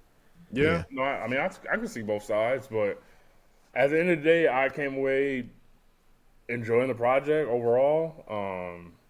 I'm just amazed. Like, I thought y'all argument would have been the less is more, which I would agree with, because I do think if he would have trimmed some of the fat, it would have been a better overall project. It would have. But man, 15 years later, like, I'm just impressed by how much it kind of stands alone just from a talent standpoint. Like, shout out to Wiz, man. I know what you're gonna get listening to Wiz, and he delivered that for me. So well, I actually texted Gerard. I was like, "That's why I was so impressed with that Multiverse album that he made 2 or 3 years ago. Because it was a different sound, completely different, and it blew me away with what he could do with the sound that he tapped into on that. So yeah, sure. Sure. But I wasn't expecting that on this project either, because I was like, he already did that, so I'm not expecting him to push that limit. Because I think personally, that's the best artistry Wiz is ever going to give you on Multiverse. I can agree with that. Also, I forgot, Gerard has told me that Problem changed his name to Jason Martin. Oh, boy. And I was listening to the song, I'm like, bro, he sounds just like fucking Problem. I'm like, wait a minute. Gerard definitely told me that motherfucker changed his name. And that must be who this Jason Martin is. And I'm like, it's all coming back to me now. But no, like, he's just one of those artists. You have artists that pair well together on tracks. Yeah. Him and Wiz, bro, like, they do really well when they go well together. So, but no, like, I came away, I wasn't blown away, but I was like, okay, hey, shout out to Wiz. Yeah. But that's all that I listened to. So what have you guys listened to in addition to that album? As far as new music goes, I listened to the Mexican OT and Sauce Waka album. It's called Chicken and Sauce. It's what we really wanted from that last project he made. Really? Remember how when we went back to listen to it, we were just like, after re-listening, there are some misses on it. Bro, this is only 14 songs, but it slaps the whole way through. It's really good.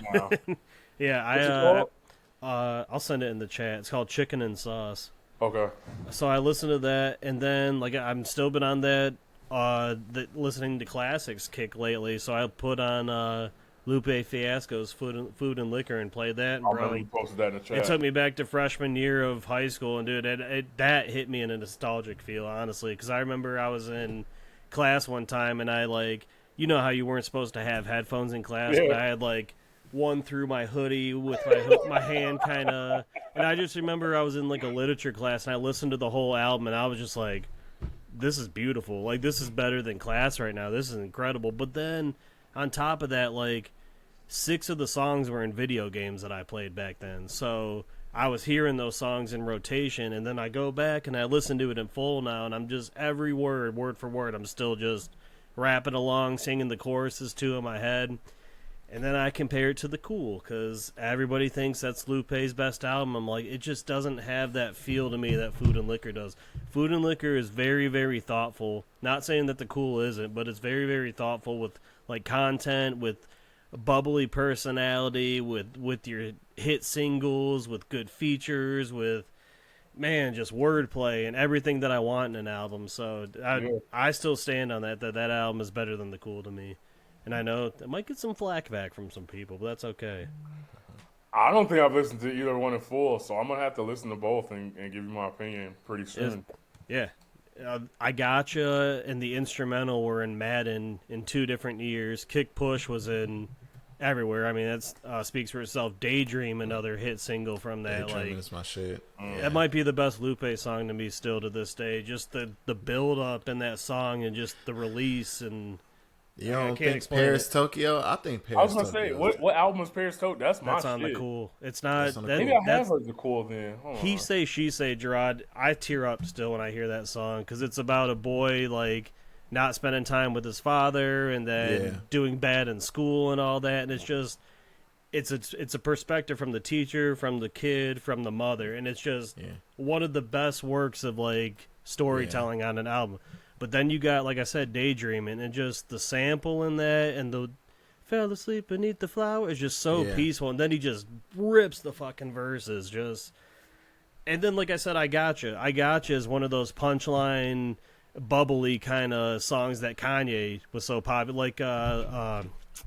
What's the song with T-Pain? Good Life. It's one of those kind of songs. Just Kick Push, story song, just about grinding. Whether it's on the skateboard or just grinding, trying to get through life on a normal day basis. And then mine, Gerard Still's American Terrorist. I fucking love that song on the end of that album.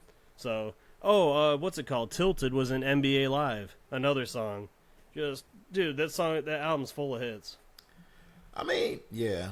Listen,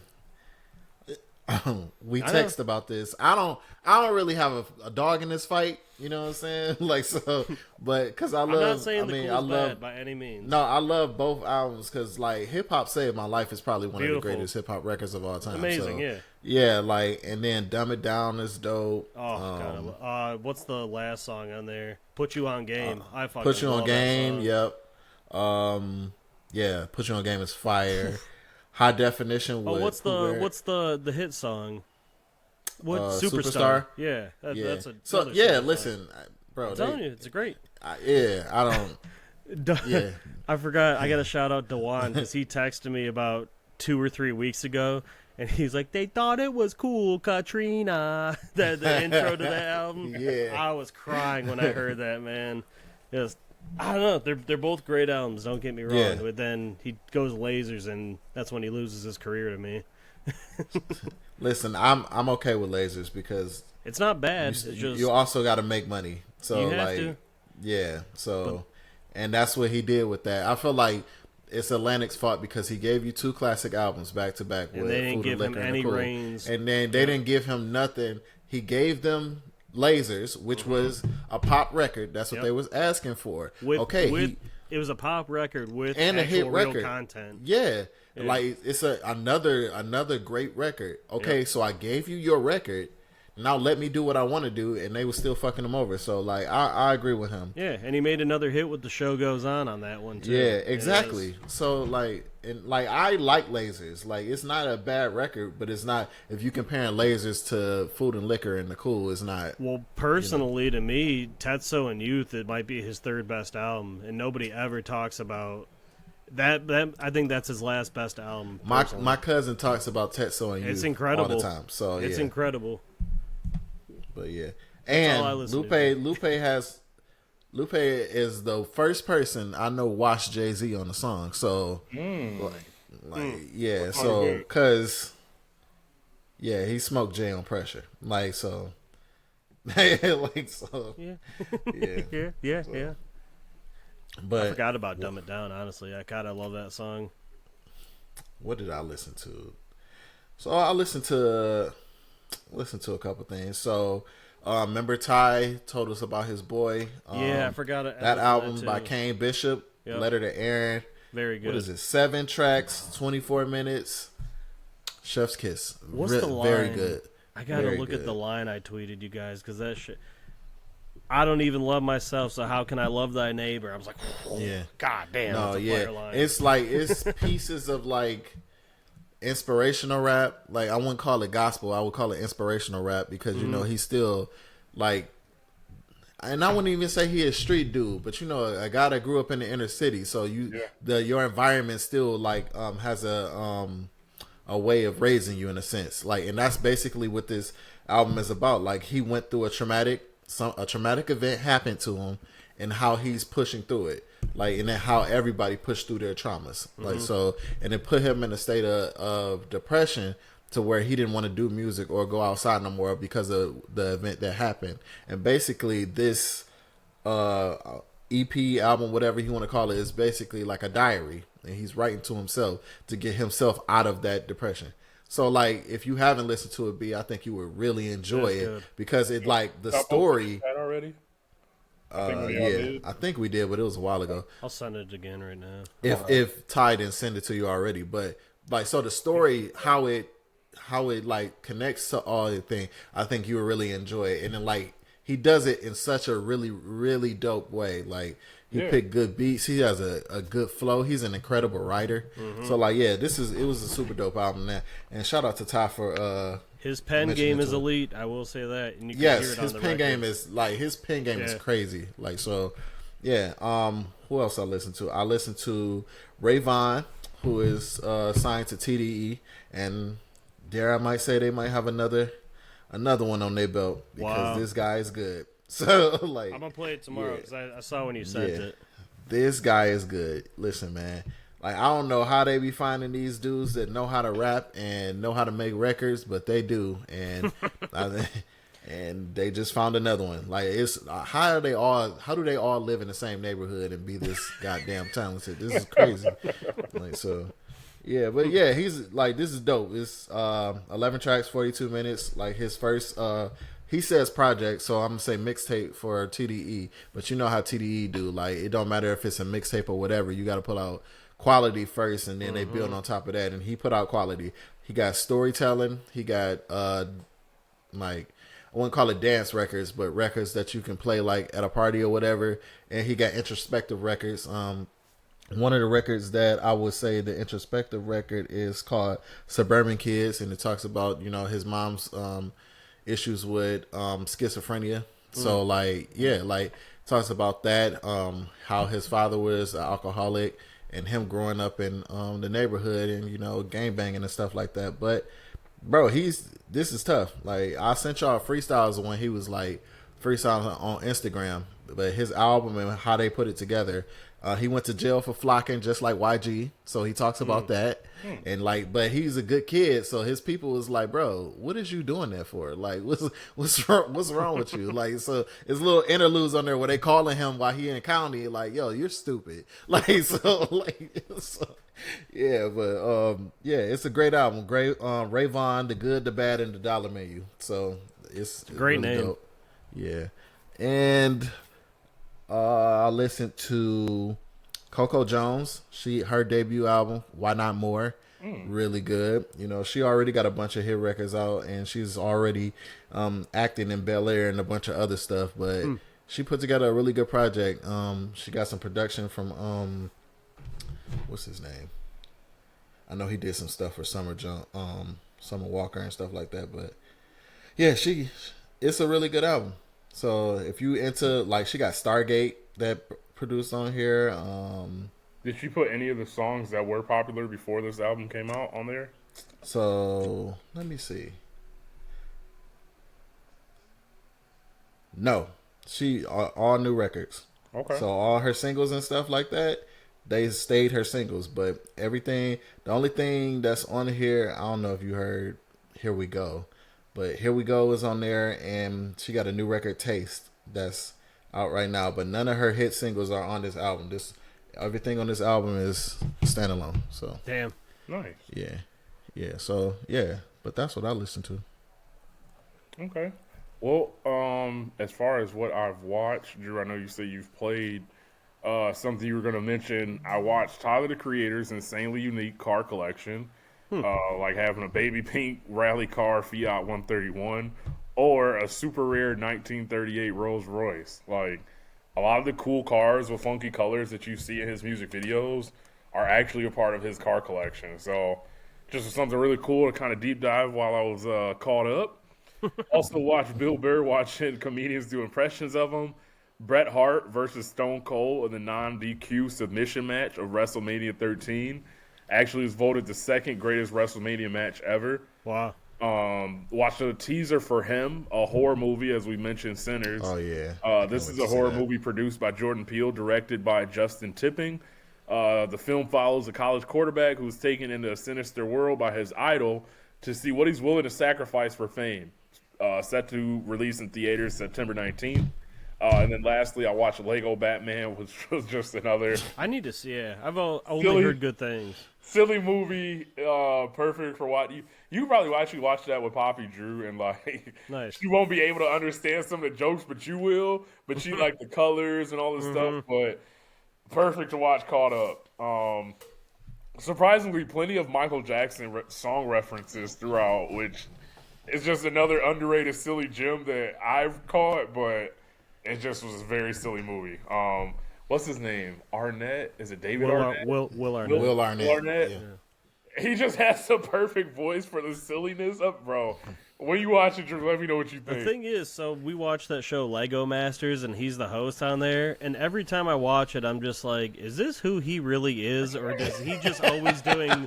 Is he always just doing Lego Batman? Like, I don't know who's. And then I think about him in Hot Rod too, and he was just over the top in the hat. Like, who is same this character guy? every show? Yeah, it's always hilarious. So, no, I think you will watch it, Drew. But that's all that I've watched that I wrote down in my notes. What I played, so I think I mentioned it a little bit ago, teased it about Lupe, but I've been playing the piss out of Tony Hawk 1 and 2 again, and it's Oh, just, that was on sale on Xbox. I was thinking about buying it, but it's I'm so like, much fun. So much fun. damn, you just gave me a confirmation I needed. Please tell Well, me. I think about this now, so, like, I've always said, what are the top 5 games I've ever played? And me and Bones and his brother would always play Tony Hawk 2. Like, every time on PlayStation, then on PS2, we'd play it. Yep. So now it's funny going back playing this remaster. Like, I played it when it first came out. I played it a little bit about a year ago, and now I'm, like, fully into it again. Just because the new one's coming out, I want to get the skills ready again, and just... Bro, the soundtrack is so 90s, but it's so good. Like, What's that song that? What is that? Oh, God. Bro, I can't think of the song name, but I think that's in Tony Hawk 3. I have so specific memories of playing a Tony Hawk Yeah. game, that playing, but the soundtracks are always fire. I've always been a sports playing guy. I was late to like the Call of Duty party, but I was always good at Madden and like basketball games, whether NBA Live or 2K. Yeah. That was like the first outside the box game that I played and was like, I wonder This how I is like fun. it. Yeah. And got addicted, bro. Like it was to try all the tricks that you could never do in real life, but to do on the game, Man, like just the combos you can create and just string along is just so addicting in that game to me. bro, the combos, being able to like go through glass, like Yeah. I guess the interact with the environment, like that was kind of new for that game, or at least for me. So, no, damn, oh my god, you don't know how excited you got me. So my thing for PlayStation, and I've gotten into this really in the past 5 years, is like really trying to 100% and get the platinum trophy. It might be one of the hardest games I've ever tried to get it for. So I looked it up the other night. I'm like, what's the toughness? And they said it's like an 8 out of 10. They say you have to put between 80 to 120 hours in it. I'm like, bro, if I started this, if they had a platinum trophy when I was like 10 when it came out, I may have just gotten it now. Like that's, like, it's insane the shit you have to do. Like you really, you have to play with every single character. You have to play every level with every character. You have to complete. I can only imagine the tricks. A laundry list of shit, dude. You have to get combos that are like 10 million points, and like my best combos are like 400,000 or something. And that's considered good, I guess. So it's crazy, but it's just weird. Like we talk about nostalgia. I go back and I'm like, I remember every single trick I need to hit, every single gap I can string along. It's muscle memory. Like I said, when I went back and listened to Lupe, I love that feeling of just like remembering something you haven't done over 10 years ago, or like a song you haven't heard, but you know it word for word. It's something cool about that. Hearing you explain that also made me understand why you viewed Wiz Khalifa the same way. I'm sure, or the way that you viewed it. Like, if you played Tony Hawk years ago and you're able to play Tony Hawk now, and you get that adrenaline rush, but also like the memories and shit. I can see why you wouldn't enjoy Kush No J. Yeah, man, and I was caught up too when I listened to. I was at work and I hit the pen a little bit before I started a job, and I was like, just not vibing with it, man. There's something that's just not clicking with me about this. I feel like in music, that's probably the hardest form of art to recapture like that. I agree. It's almost, I want to say you're impossible. 15 years older than what it was. You're not in that mindset anymore. You're older. Certain things don't hit the same, but also like it's almost like trying to chase that high of any drug. Like you're never gonna get that first like high. It's not gonna happen. So I forgot. Try to chase it.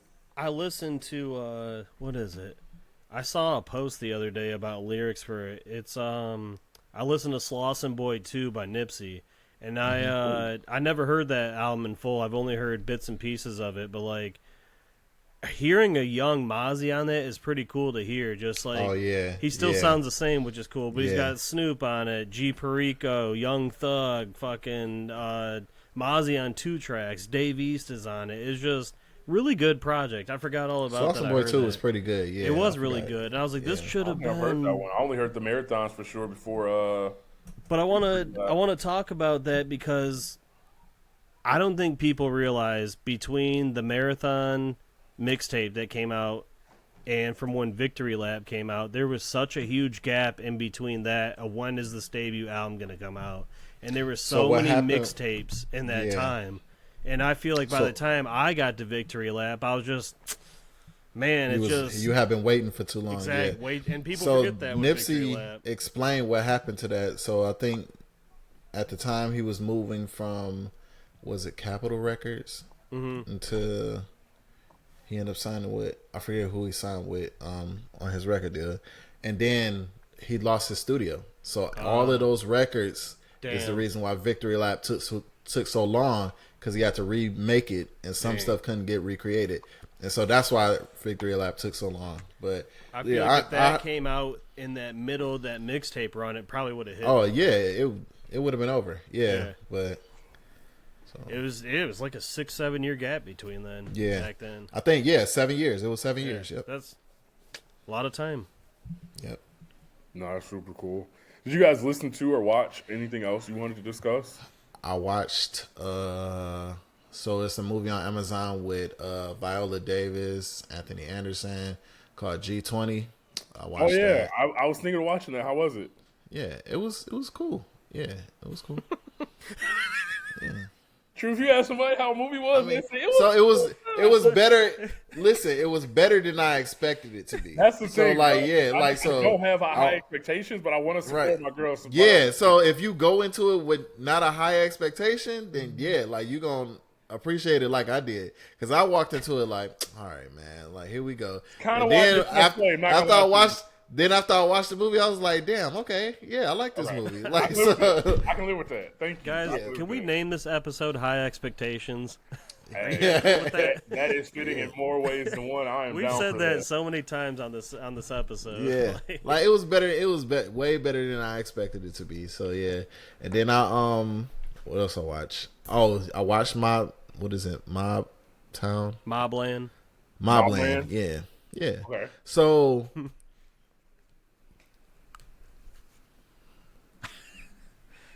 It's that sell he just gave you for that Anthony Anderson movie, B. It's good. It's good, right? So in the beginning, like B said, it'll catch your attention off rip. You know what I'm saying? Because like some shit happened like in the first couple of minutes, to see how they really get active.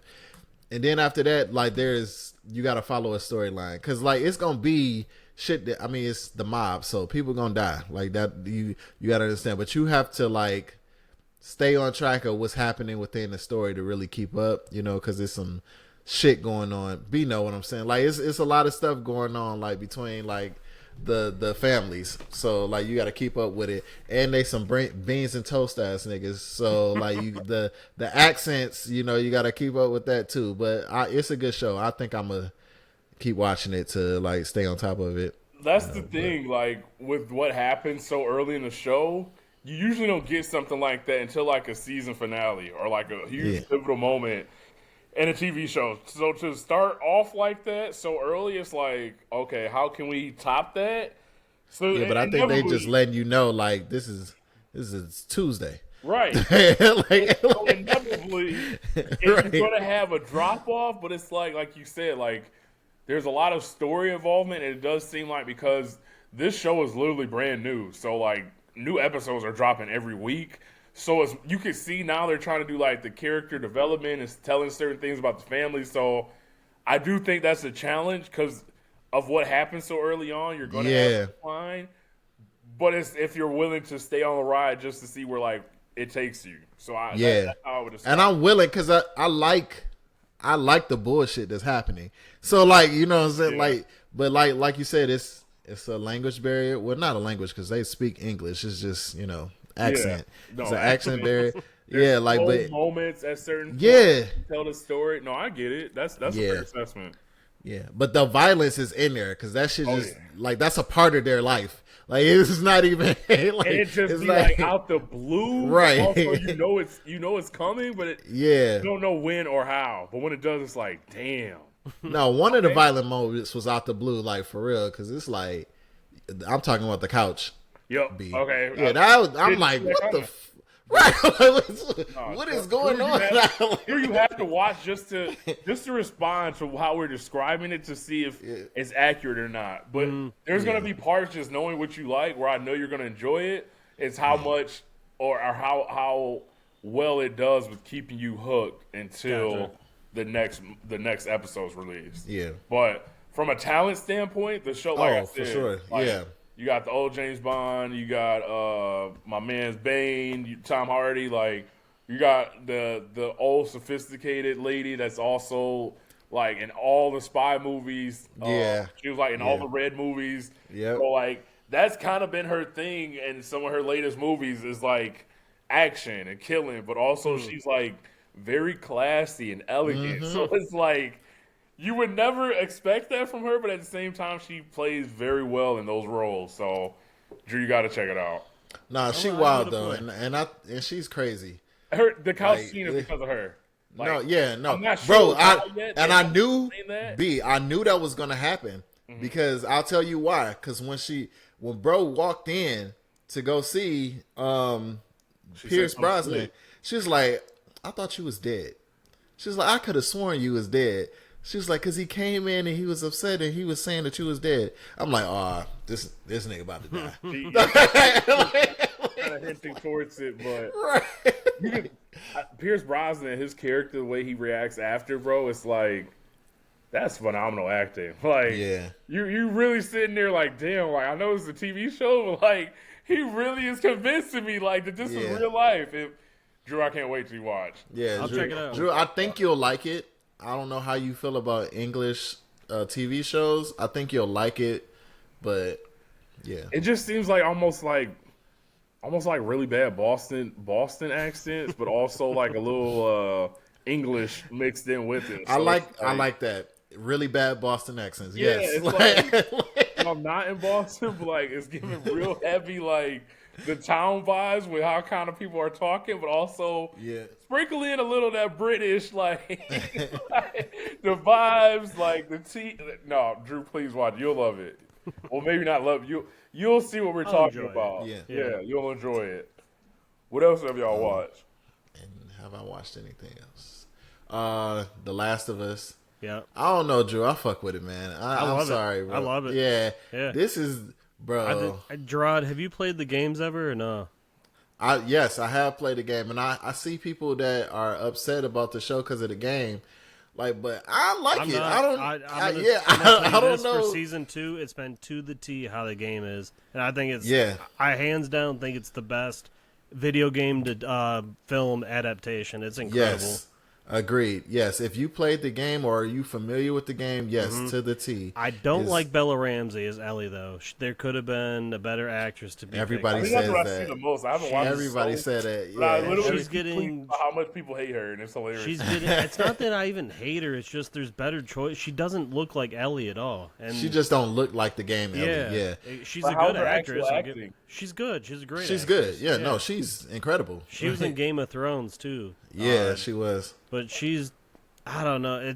I don't even want to rip on her because of her look or anything, but it's just if any Ellie in the game is like super scrawny and like skinny, and she's just I'm not gonna say she's big or anything, but like her head is enormous. Like I'm sorry, but it just doesn't look like there could have been better choices than her, but.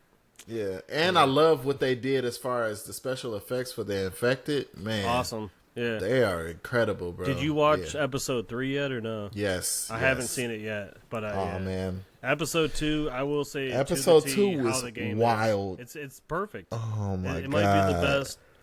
That is hands down the best adaptation of a game to a film. It's incredible, but yeah, I watched that. I've been watching Black Mirror still. We're still trying to. I haven't finished Black Mirror yet. That's the thing. We're just restarting, and dude, some of the episodes they get hour and a half long, and it's just whoosh, it's a little too much. But the new one we've been watching, and I think I texted you guys about it, is The Good Doctor, and that show just has our full attention right now. It's so good. But we've been watching that, and I think that's pretty much it. Oh, I watched a wrestling match from 2011. Of all the people to win the heavyweight belt, it was Christian. Like, I was like, what am I watching right now? But like, Edge had to retire, and Edge had the belt, and he had to retire because of his neck injury. So he stepped away, And they were like, all right, let's give Christian an opportunity. And he won the ladder match, which is fitting because that's, their bread and butter. So it was cool to see. So now I'm on the next pay-per-view where he has to defend it. So we'll see what happens. Yeah. No, that's so funny and random. Of all the people. But it sounds like that's all that you guys have listened to, watched, and or played. Mm-hmm. Okay, well, I had notes here for the draft. I feel like that's better to save maybe for another time, or just talk about football closer to training camp. But I did have a stat here when it came to the Colts not having a tight end reach 500 yards receiving since 2018. Wow. And they drafted Tyler Warren, so man, like a match made in heaven. Because Tyler Warren is gonna be upset, boy. Yeah, you see if Mr. I'm tired in the fourth can get it to him. Jesus, God. man. Dude, Anthony Richardson's a basket case. Like that's the worst thing I've ever seen from a player. Probably. My God. Just, I'm tired. Get me out of the game. Like Jesus, you're kind of a pussy. I don't know if it's the worst thing I've ever seen, but it's definitely not going to deter fans or you just don't see quarterbacks. All right, I'll say it's one. I've never heard a quarterback say that. Yeah. That's what I'm saying. It's one of the most pathetic things I've ever seen. Let's say that. I think it's because he's a quarterback. Yeah, like, exactly. I've heard leader. receivers, I've heard running backs, I've heard linemen say that. I've never heard a quarterback say, I called a timeout because I was tired. He'd be gone. He'd be gone the next week. I'm like, bro, hand the ball off. Like, Give it to Jonathan Taylor. You signed him for a reason. That was just wild. That's a wild thing to say, bro. Like, man. Yeah, I don't. Are you watching the clip of it, B? No, I was actually watching a clip of Rui Hachimura dunking on Rudy Gobert. Oh. With the Lakers playing the Minnesota Timberwolves, trying to avoid being packed up and getting up out of there. Yeah, it don't look good. So. Yeah, Luka got to he don't have to be Kawhi Leonard on defense, but he can't be a cone. Like, so he gonna have to decide if he want to actually get in shape. But I don't know. Hey, Brown 40. Like you want to know? So. I forgot to mention earlier when we were talking about the Pistons. You know what I respect a lot about Cade, and a lot of players get that big contract and just don't produce how they should. He's a prime example of like just how much he means to this team of getting that extension and balling still. Like, bro, I'd be livid if I was a Lakers fan right now. He wants to be the best player in the world. Like, I love that. You don't shy away from those big moments. So. No, I couldn't be happier with what we got in Cade. Mm-hmm. And to see him continue to take steps when he didn't necessarily need to. Like, he's a really good player. Yeah. Oh, yeah. But he hadn't reached that number one pick overall / greatness level. But now he's fully there. So I didn't realize he was number 7 in scoring this year. That's incredible. Bro, number 7 in scoring, I think he was 3rd in assists. If not second. Only person to score 25 and average 9 assists other than Jokic. Like, that's upper echelon, like we said. So well worth the money. But well worth it. The Lions agreed to a new contract agreement with All-Pro safety Kirby Joseph, making him the highest paid safety in NFL history. Actually, he gets 4 years, $86 million, 21.5 per year. Contract done by his agent Louis Bing. So shout out to Kirby Joseph, man, being one of those star players to step up. Big time star cashing in. And then the last note that I had here in all of my notes was legendary ESPN broadcaster Lee Corso finally deciding that he will retire. Final college game day will be on August 30th, week 1 of the 2025 college football season, and this coming after 38 iconic seasons in his role. So obviously he went through the health situation. Not quite on the same level, but, still fighting, still doing his thing, and has provided entertainment for a long time. So just wanted to shout him out. Yep. No more big heads. That's crazy. Hey. That's crazy. Yeah, my bad. Pause. That was wild. Who, Bella Ramsey's? Well, y'all wildin'. On that note, is there anything else y'all want to discuss before we get out of here? Nah, not this week.